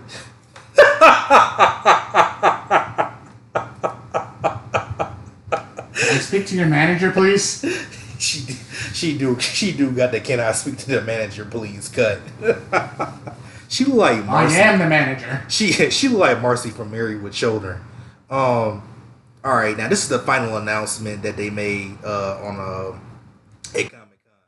Now they announced Blade, no release date, but two-time Academy Award winner Mahershala Ali has been playing. It's been cast to play Blade, but this is the thing, Kane. We just discussed earlier before we started recording. How would you do Blade PG-13? Blade has always been an R-rated character. Always. I put a lot of thought into this. Back then when Blade was originally came out, they had more rules. But now, each year, the rules become more relaxed. Like, if you bring a movie that was rated R from the 80s now, I wouldn't be surprised if it's not rated R. No, I agree with that. We live in a much more sensitive time. Yeah, so please, grow the fuck up. But personally, I like the character.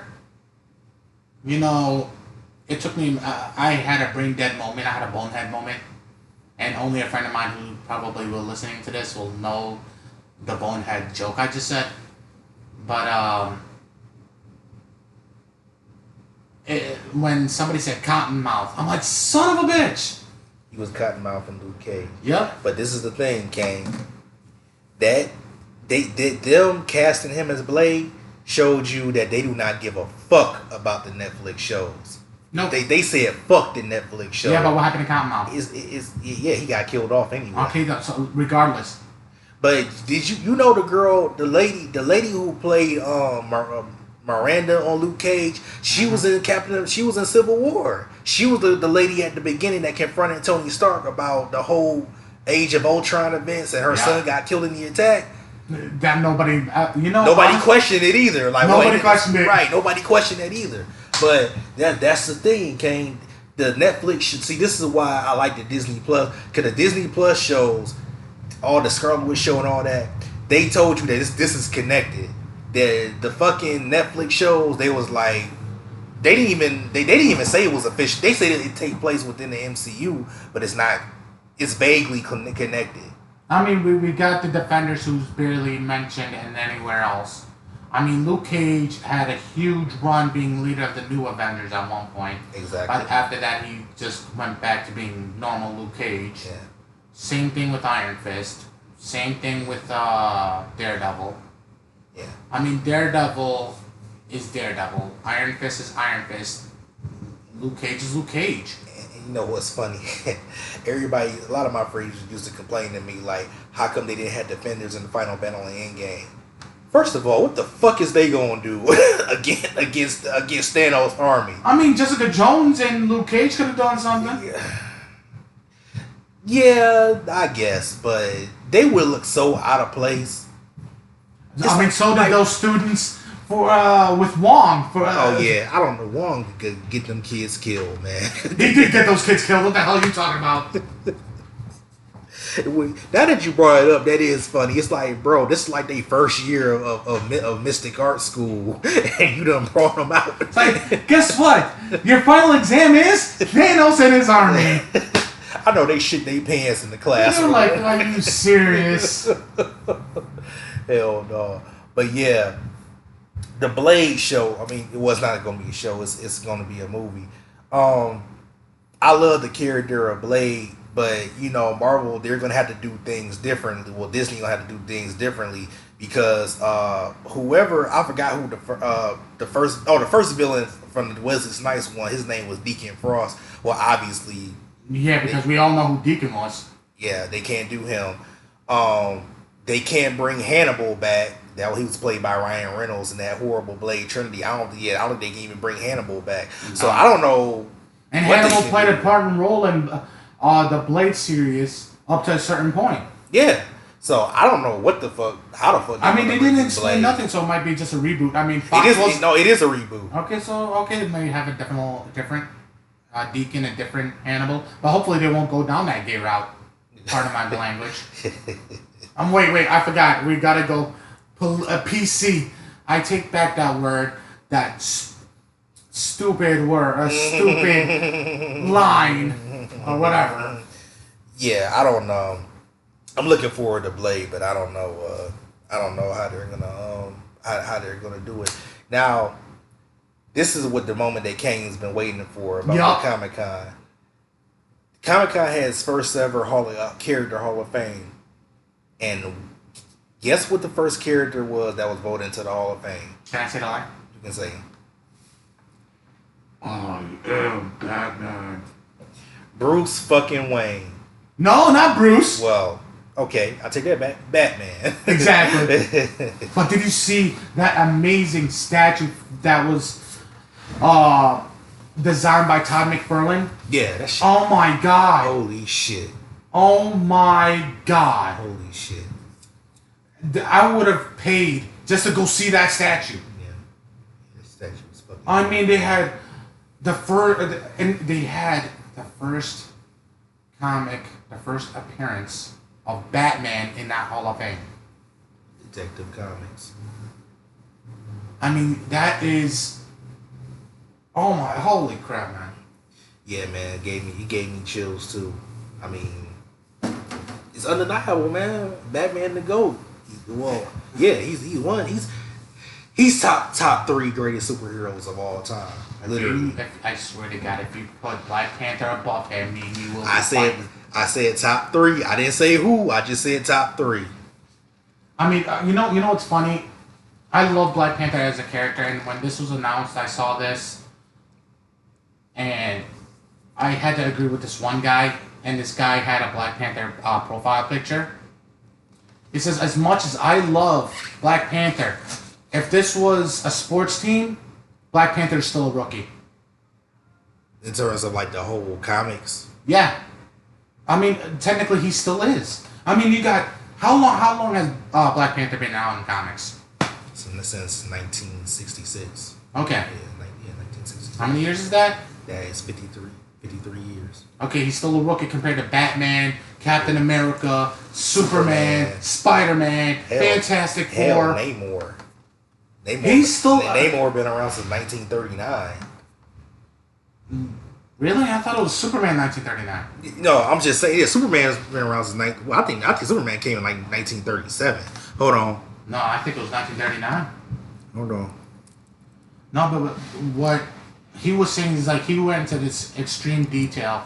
It said, look, Black Panther will have his time, but he still needs more time. 1938.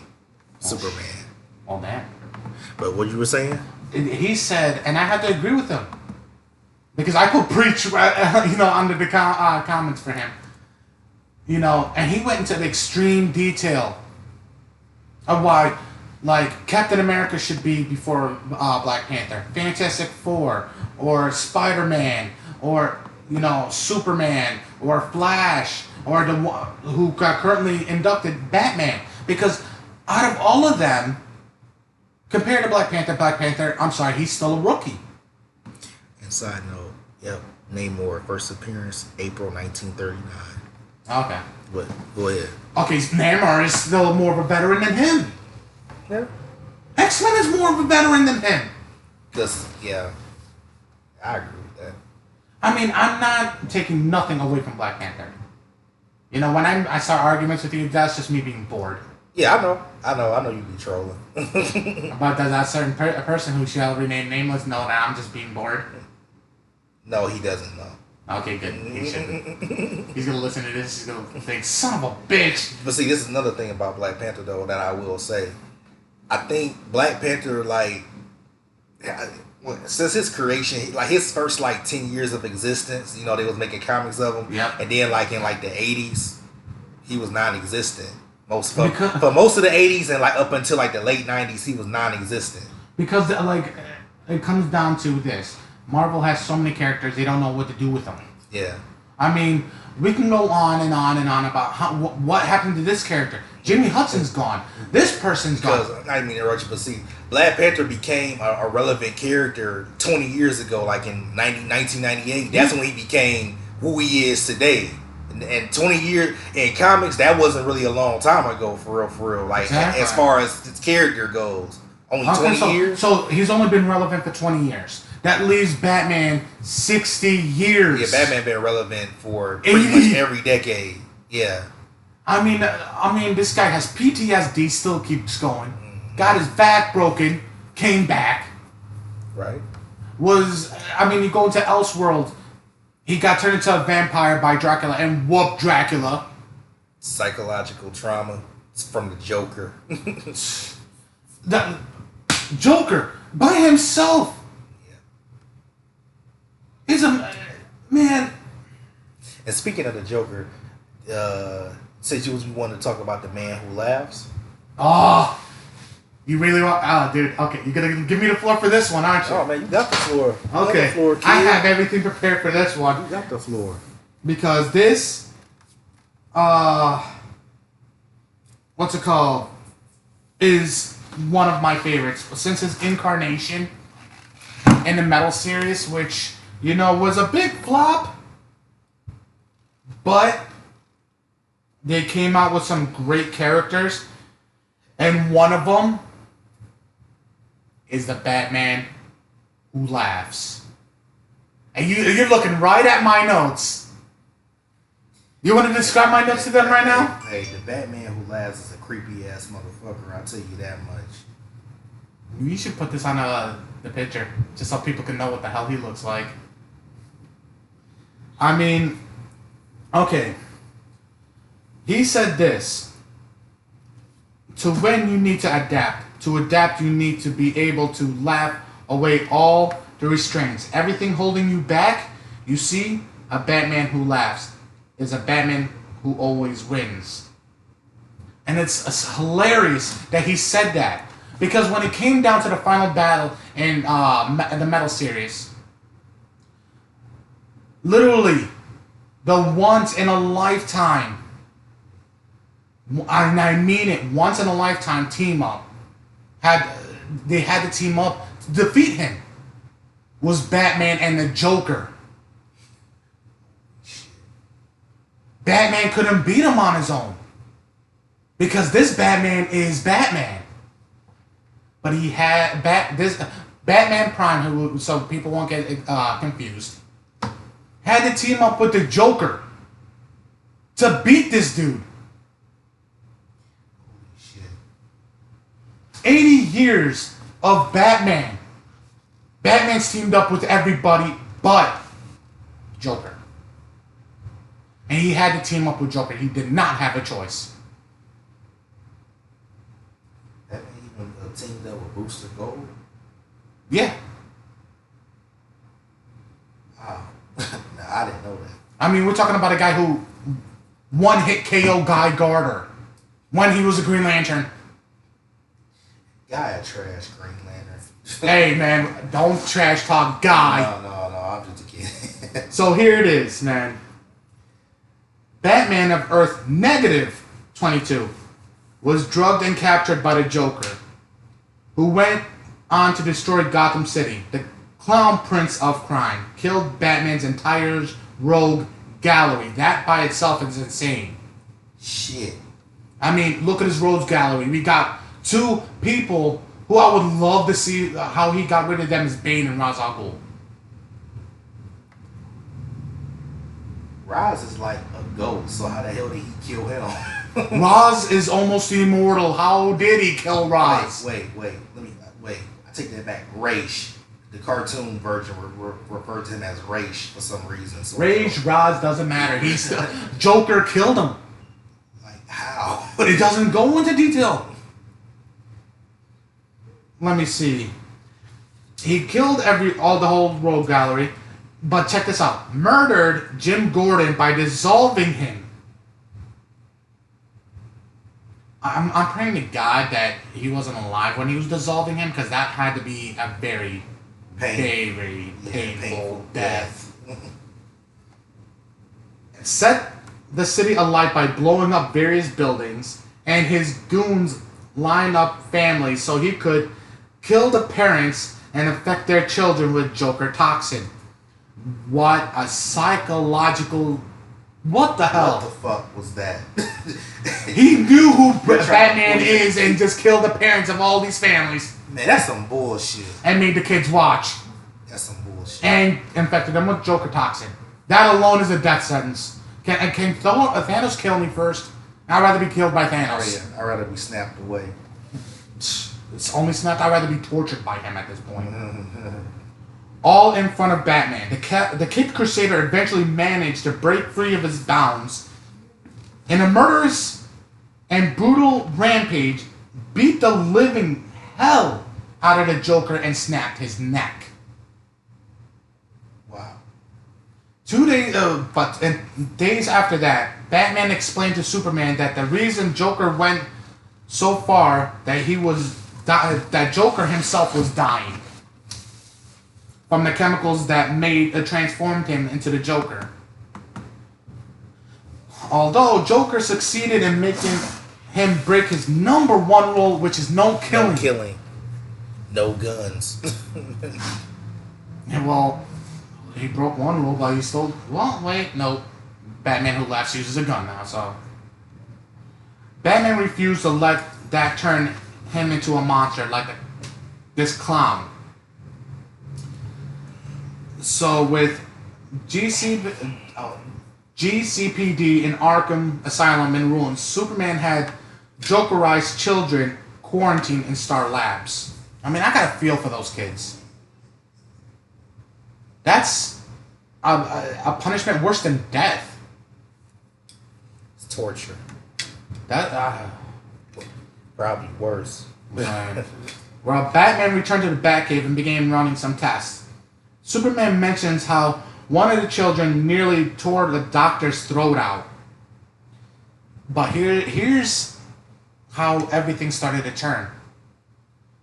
Batman, who would usually give, his eye squinting thing. Yeah. He laughed. The infamous. He laughed. Batman laughed. Batman usually never laughs. Exactly. That's scary in his own. And it surprised Batman, like, did I just really do that? Days later, again, he calls the whole Bat family, besides Robin, into the Batcave for, training. That's not uncalled for, not unusual. For Batman to keep training, people like Jason Todd or Nightwing or Batwoman or Batgirl. Because there's nobody going to be perfect in his eyes.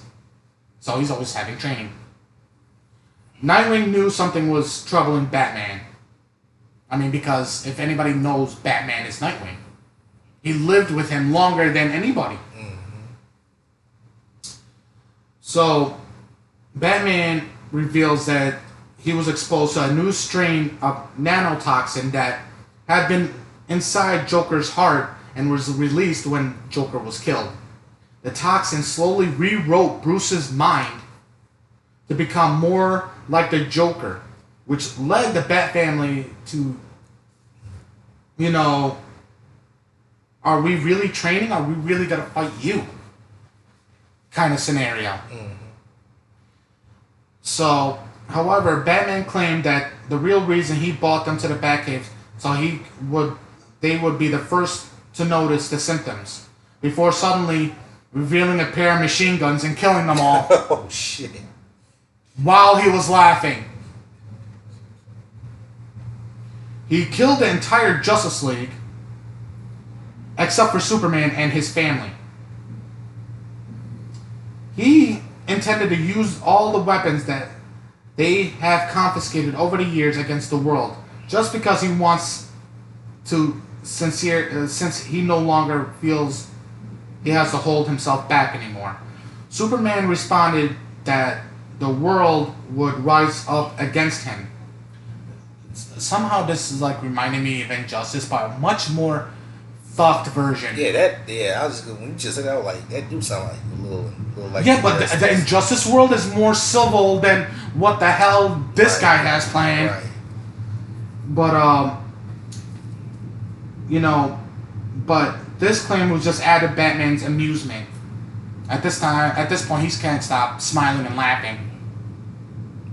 That's some scary shit. Right. The Bat then revealed his new family of Jokerized Robins. So he took those poor kids and made them all into Robins. But the sick part about it, he keeps them chained up like they're dogs. Like. Oh my god. You ever seen remember in Grand Theft Auto, San Andreas, the dude had the Rottweiler with the chain? Yeah. That kind of leash. Like the big thick chain? Yup. When you said Jokerized Robins, I immediately thought of Batman Beyond Return to Joker. When Joker kidnapped Robin and tortured him and turned him into a baby Joker.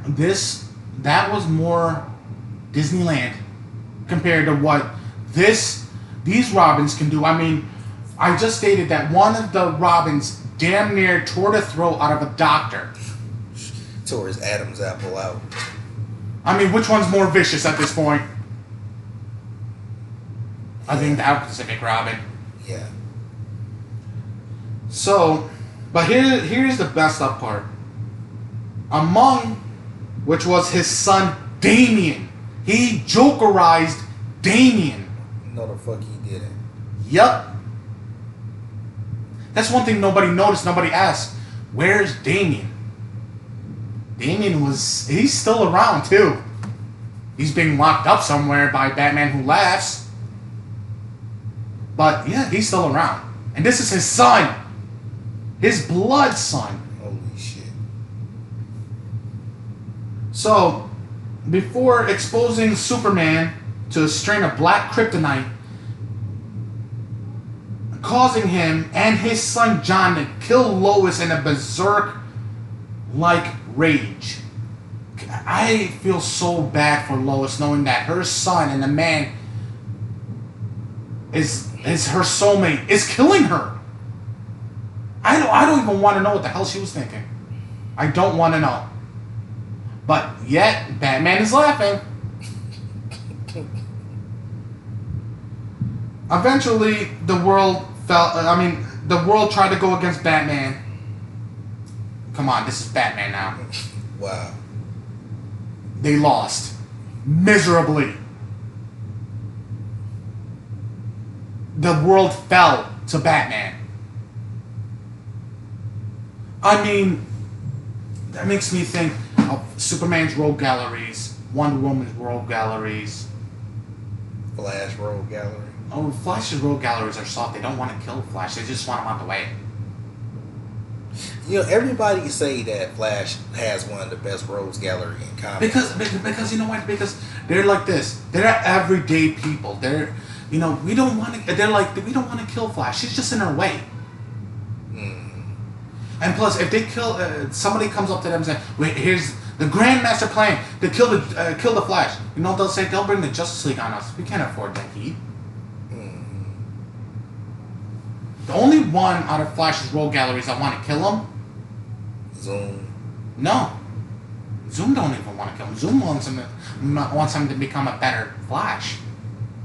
Oh, Zoom just be out here just trying to motivate him. I mean, he did kill his mom. But see, the world was done. This is the negative multiverse. The negative multiverse. You didn't see, Abel. I'm gonna kill you one of these days. Remember what I said? This is from Earth negative 22. Yeah, you did say that. All right. Every positive there's a negative, so obviously there's a negative multiverse. And I praise DC for doing this because God forbid if Marvel did a negative multiverse, how much that's gonna suck. I'm sorry, but we've seen what they did to the multiverse already. Yeah. Marvel's multiverse is kind of like, it's not. Oh, new Wolverine! Let's go get him drunk and have sex with him. Yeah, that's shit's trash. I mean, old man Logan had sex with how many women? I'm surprised he didn't get any of them pregnant yet. Yet. So when that Earth was, being destroyed, Barbados came and got him.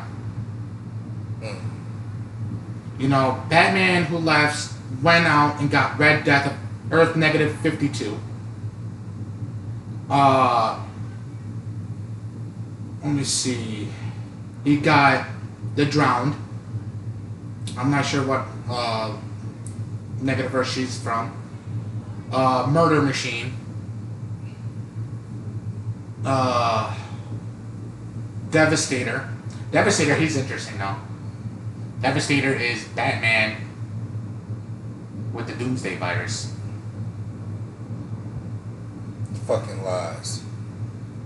Batman with the Doomsday virus? Look it up on your phone right now, Devastator.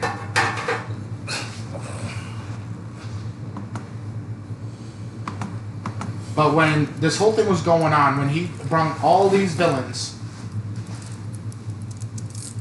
to Prime Earth, he knew he could not trust Red Death, because Red Death is not 100% Batman. The villainous version of Batman. He's not 100% Batman. Red Death is Flash and Batman.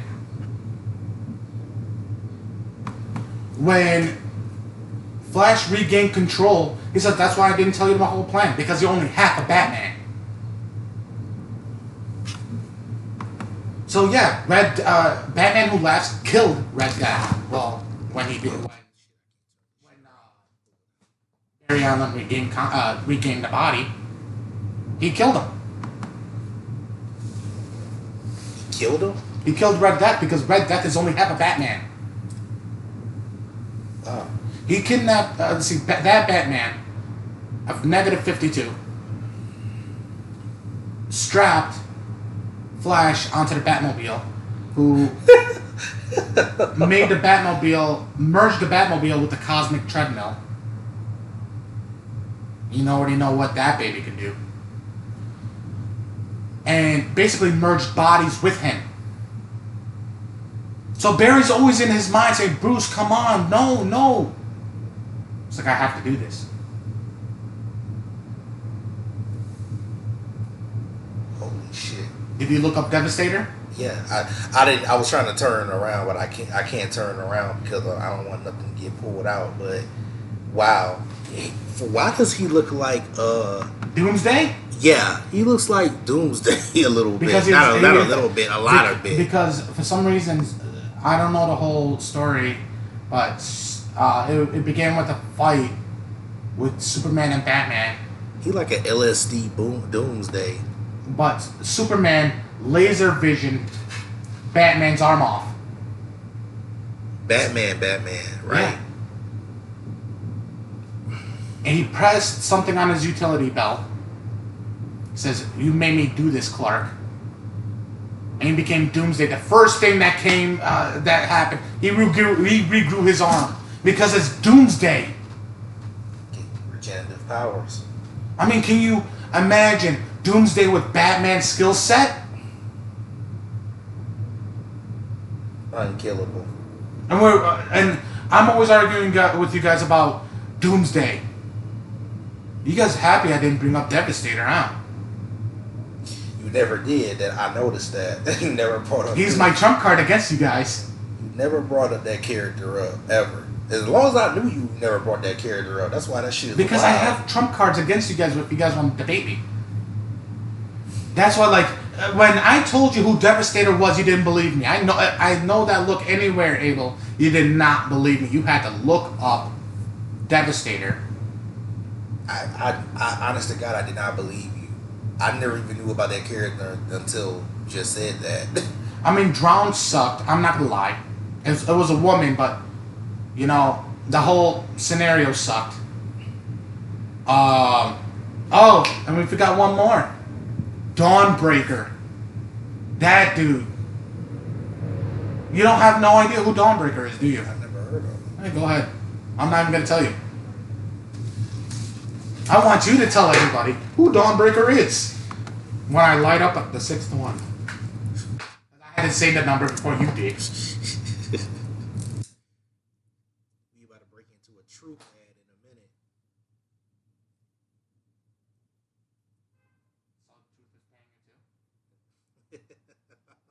Buddy. Dawnbreaker Skyrim. No, look up Dawnbreaker Batman.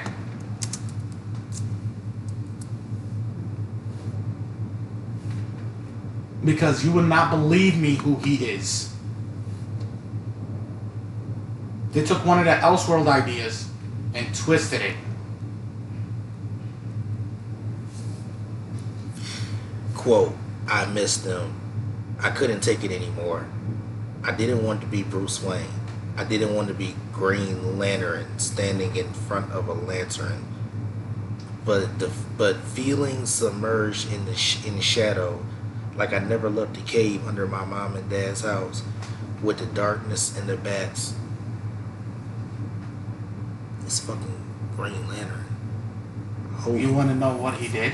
fucking shit. It takes ultra willpower to break the protocols in a ring. So he was worthy enough to have the ring. It happened right after he got the ring. Literally, that second after, not even a second after his parents was killed. So he broke the protocols. His first time using it, he broke the protocols in the ring. It says right here that Bruce did not care. Bruce did not care for the corpse and filled the ring with the void in his soul, overcharging the ring with his corrupt willpower. Eventually, the ring became corrupted by Bruce's tainted soul and allowed Bruce to kill Chill.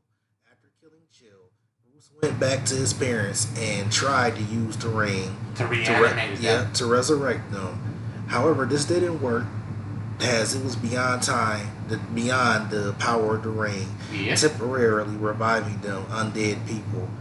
Bruce would then go on to be the protector of Gotham City, known as Green Lantern, who executed criminals with no mercy. Yep. Holy shit. Yeah, but you didn't get to the best part. The Guardians and the Green Lantern Corps came and confronted him. He killed them. No, it says right here, however, Bruce's overcharged ring's connection to the darkness, he was able to defeat and execute the entire Corps and the Guardians of the Universe. Yep. Holy shit! And side note, DC has a group called Guardians of the Universe. This shit's making my head explode right now. No, those Guardians was made before the current Guardians, the Guardians in Marvel. So you're saying it's a copy too? The name. Oh, okay. They're self-appointed Guardians. They're just, we give you the ring. Do as I say. Oh, okay. I got you. Like, kind of crap. Tired of being a lantern, Bruce decided to evolve into something greater. Stemming off of his greatest fears, bats, Bruce supercharged himself with a mixture of darkness and green energy. With this power, he took on a new oath and became the Dawnbreaker. Need I say more? Wow. I might have to start reading DC Comics. That shit was crazy. What do you think when in Deadpool 2, when Deadpool was getting his ass kicked by Cable, he's like, "Are you sure you're so dark? You sure not from you're not from the DC universe?" Yeah, that was a good fourth wall break. But here's the thing. Back to Batman Who Laughs. During the whole thing, he knew. He told them the other Batmans would fail. And the final confrontation with Batman Prime, he said, I knew the Batmans would fail. They were just pawns to me. I don't know how Devastator was killed. Maybe it was the virus. I don't know. But did not mention how he was defeated. But the only one from the negative universe who remained is Batman Who Laughs, and he's still running amok. Wow. I mean, right now in the current series, the Batman Who Laughs, Batman Prime had to become a watered-down version of Batman Who Laughs to find out what the hell he's doing. Wow. I mean, if you read it, the first issue, Joker kills himself to release the nanotoxin into Bruce. It says that in order to beat him, you have to beat him. He killed himself? Well, he's not dead anymore. Well, not dead anymore, yeah. Alfred actually saved his life. Holy shit. So when you're going against somebody like that he's Batman with no morals, no rules, no sympathy, no empathy, no nothing. No remorse. Everybody always made the comment, what happened if Batman and Joker became one character? Well, there you go. There you fucking go. Man, that's crazy. I gotta start rereading those Batman. I mean, the Metal series sucked because of Starro or whatever. Yeah. People who's read it knows what I'm talking about. They really dropped the ball on it. But the only thing they were able to salvage from the whole thing was Batman Who Laughs. He is still around. He put the Legion of Doom in fear. He had the Legion of Doom shook. They had him captured. But Joker said one thing. When Luthor is like, he's not much of a he's not much of a threat. We captured him. He's like, you don't know Batman like I do. The reason why he's in there is because he's allowing it. And after he was done with his mind games, he left. He killed the Court of Owls. He killed the Court of Owls. Yes, on Earth Prime. That's like the DC Illuminati. No, they're not around no more. He's like, I only have one request, and they keep saying no to him. So when he started killing them, the handicapped lady who said the final no says, okay, we'll listen to what you have to say. So I just wanted to hear you scream when you die, and pushed her off the building. Rolled her right off the building. Holy shit. That's his version of an audience. That's his request.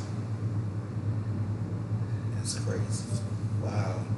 So when every single time you guys are arguing with me about Batman, my friend of mine who remained Outlaw Jr., because there's millions of people named that, anonymously.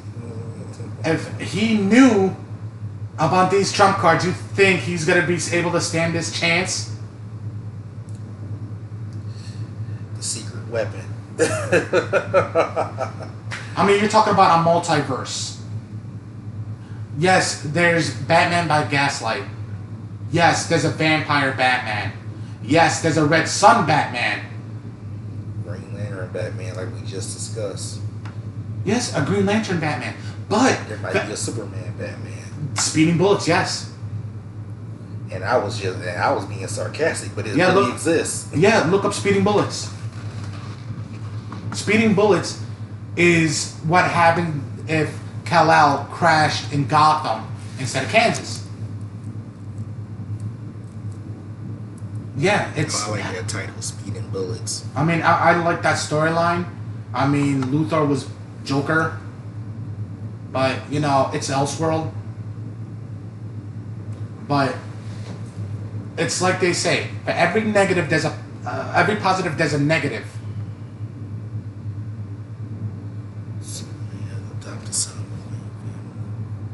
Every positive there's a negative. So next time I bring up this little conversation with Doomsday, and you guys want to go against me saying, oh, Doomsday can be defeated, I will bring up Devastator. Because you got Doomsday, who's a mindless killing machine.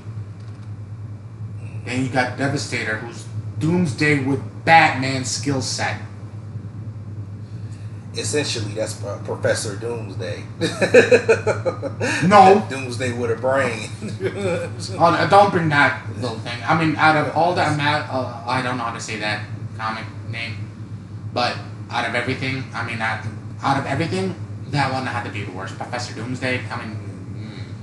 Hey, before we get up out of here, because I got to get up at 3 o'clock in the morning, I'm going to have to run. I'm going to add, maybe I got to pick somebody up from the airport. What do you think? Have you seen the trailer for the Watchmen series? Yes. You're a Watchmen guy. I love Watchmen.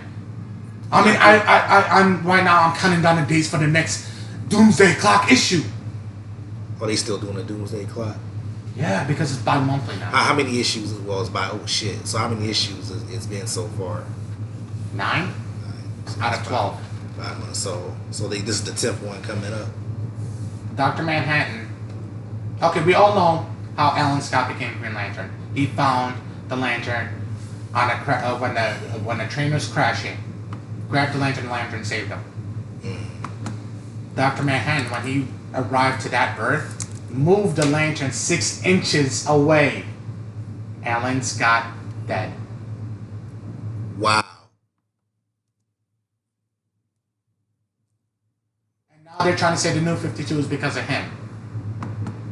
I mean, come on, DC. Tell the truth. New 52 is because you guys are dumb. But I like how there's a new Rorschach. I mean, when he broke into the Batcave and Batman said, "You ate my pancakes," he said, "Yes, yes, I did." But do you know who this new Rorschach is? Oh. Remember Rorschach's doctor when he was arrested? Yeah, I think The doctor's son. Really? Yep. Wow. Holy shit. And they brought him back the comedian. Osmodeus is still a dick. Always have been. Yep. That's nothing changed. They brought 2 new characters, the Mime and I forgot her name. It's still the whole thing. Like the Mime and what's her name is going against the Joker because the Joker really took is ultra offended by them. I never seen Joker offended until I saw this. But when the Justice League confronted Manhattan, Guy Gardner being the way he is, charged at him first. He destroyed the power ring with almost little to no effort. Shit. Almost 0 effort. He destroyed a power ring.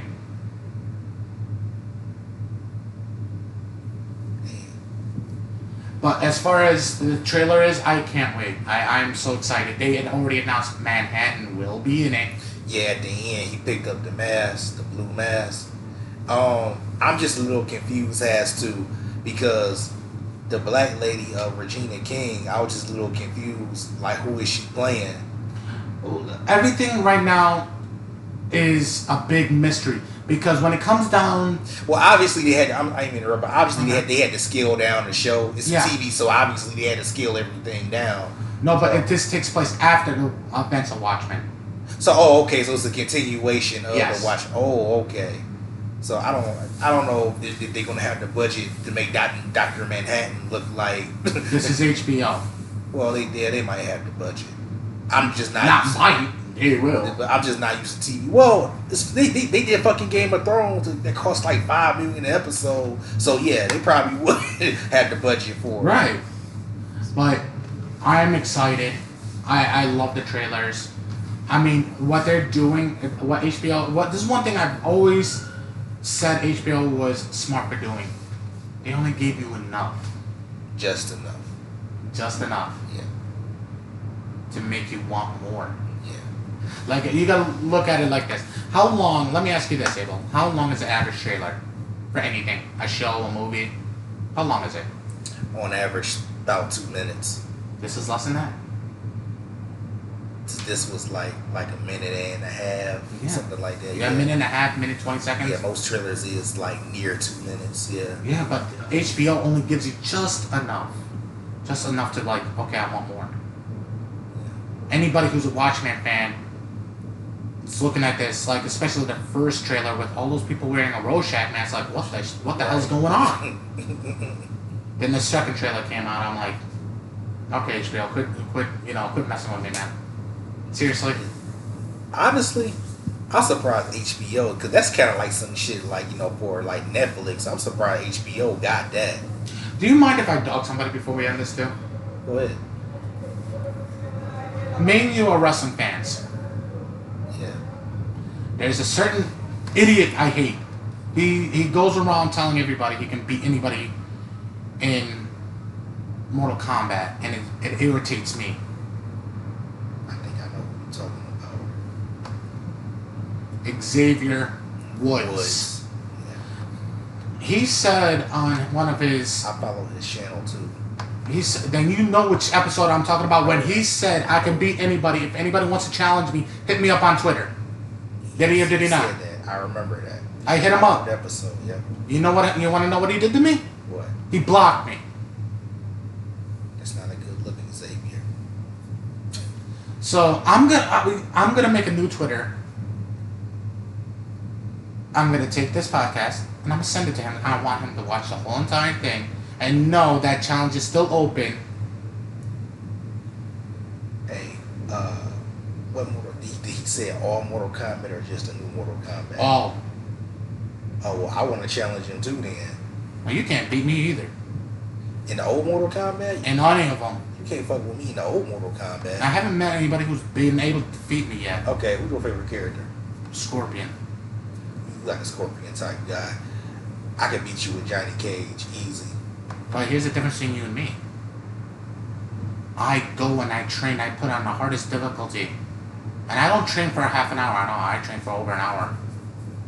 On the hardest difficulty, on every single character. I will not go to sleep at night knowing I didn't go against, oh wait, I forgot against Scarlet. Oh wait, I forget Shang Tsung. I have to turn my game back on and train. Because in order to be the best, you have to play every single character, yeah.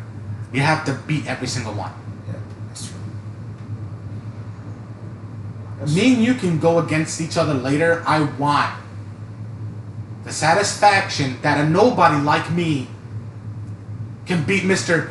I can beat anybody who lost to Kenny Omega. You did. You did. And had to eat habanero peppers. He has to face the music. You don't say something like that and not expect a reaction, right or wrong. No, I agree with that because it's like now you ducking the fade. You know what I'm saying? Like you ducking now. You got on the internet, you hollering like, oh, I can beat anybody in Mortal Kombat. What pisses me off is like everybody else who's challenging, he's replied. But he didn't reply to you. I even said, I'll pay for the whole damn thing. I'll pay for your plane ticket. They come over here to defeat you. But then they had the pay-per-view here. Well, I forgot, what was it? Recently? No, this was like a year ago when he did it. TLC? No, not TLC. It was something speed something. Fucking whack ass fast lane. That's what it was. It was in Cleveland. Yeah. The one before WrestleMania. Yep. I said I will pay for. I don't care which hotel you're at. I will pay for an extra day. Blocked. That's not a good look, Xavier. Or Austin Creed or whatever the hell you want to call yourself. Yeah, Austin Creed. I know about that tape y'all made too.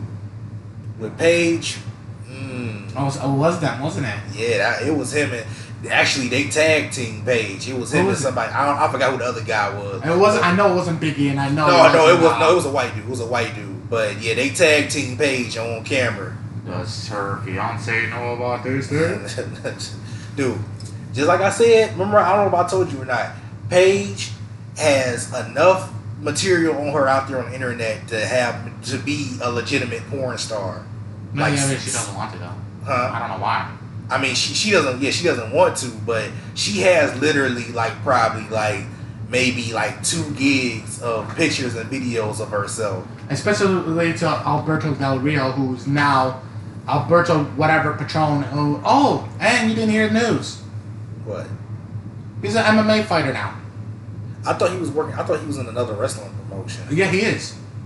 Because whose first fight is against? Please don't tell me it's CM Punk. No. Okay. Cool. CM Punk got fired. Thank God. I'm sorry. I'm one of the biggest Punk fans, but his MMA career was just he should have never done. He should never done that. And side note, he might be with AEW. He is. I'm telling you, he needs to go to AEW. His first fight is against the Huntington Beach Bad Boy. That was his first fight. Do you know who the Huntington Beach Bad Boy is? Yeah, I've seen him before. No, yeah. What's his name? His real name? No, I don't know what his real name is. His first UFC MMA fight is against the Huntington Beach Bad Boy, Tito Ortiz. Tito is going to eat him alive. And he's going to come back to Vince McMahon. I need another wrestling check. No, he's gonna be like, I need a check to pay off these bills. These bills. I mean, this is a comic book podcast, but everything got branched, and we can't say Page without Alberto Del Rio, and we can't say Alberto Del Rio without mentioning he's made the biggest mistake of his life. Yep. Tito Ortiz. The guy who watered down Jenna Jameson.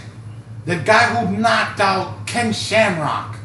The guy who's knocked out legends. Who became a legend for doing that. He about to knock him the fuck out. If he's lucky. If he doesn't kill him. I mean, Tito has zero patience. We all know about the Jersey Shore incident. Mm-hmm. How the situation was talking trash. What did he do? What did Tito do? He bought him a ringside seat. Said, if you come to this fight, I will fight you. I will pay for the whole thing. Didn't show up. Yep. And what happened in this situation? He never talked. Never talk shit again. Not about Tito. Because what situation did he bring his family involved? That's just low. That's an automatic ass whooping in the streets. Yeah. So you're lucky he didn't find you in the streets. Without even a question asked. That's an automatic just like, ass whooping. Yeah. If you're wondering what that smack was, that's me punching my own hand. Well, you guys, it's been nice chatting with y'all today. And before we go, check out the trailer for not only Watchmen, but Batman Hush. Oh yeah, let me talk about that right quick. I haven't seen the trailer for Batman Hush, but holy shit, I'm so fucking excited. Hush is one of my favorite Batman stories. It's probably the greatest Batman story. Exactly, because Hush came out of nowhere. Yeah, Hush literally came. Hush came out literally like he was created for that story, right? Yes. Yeah, it was like, and it wasn't even not too long ago. It was like in comic wise, that was 2003. That was only 16 years ago. And already one of the top grossing storylines in comic book history. It almost not rivaled, but almost rivaled Dark Knight Returns. Right. Frank Miller, right. Legendary shit. I mean, Thomas Elliot, his schoolboy friend. Yeah. And look what he messed everybody's heads. Yeah. So I can't wait for that. And there's a new trailer for this Harley Quinn. The Harley Quinn TV show, the cartoon. Yeah, I guess it's for mature audiences. I mean, it doesn't look that bad. Yeah, but see, this is the thing about Harley Quinn. Harley Quinn, ever since fucking Suicide Squad came out, it's just... I don't count that because, that's not Harley. It's really not Harley Quinn. That's her disabled... Okay, I gotta be politically correct. Yeah. And mentally disabled cousin from her mama's side. and we not even gonna talk about the fucking Birds of Prey movie that shouldn't even exist. But anyway, it turns out what you showed me. Side note, that what you showed me about what? About Birds of Prey. Yeah, it was made by a troll. What, the whole thing about Black Mass being gay? Yep. It ain't true. It ain't true. Because dude, everybody been running with that. I'm talking about Collider, the big internet news, comic book news, Nerdist. They all been running with that. Here's the thing. Speaking as a troll myself, professional troll. Yes, I am a professional troll to a certain extent, but you got trolls like that who's willing to make diagrams and forums like that. Do you know how much work you have to put in for people to take that seriously? That's crazy, man. It's not the first time something like this happened. It's really not. No, it's not. So everybody who is looking stuff up like this, be very careful. Be very careful. Yeah. You never know. But, yeah, you need some sleep. Yeah, I need to get up on out of here. I need to grab some food first, then I need to go to sleep. Alright, well, it's nice talking to you guys. We'll be doing another episode real soon. We don't know when, but we'll just know that it's coming. Either you come back or Abel here will be killed by Kane. I got a contingency plan for that. But anyway. You're not Batman. Have a good night, y'all. See y'all later. Later.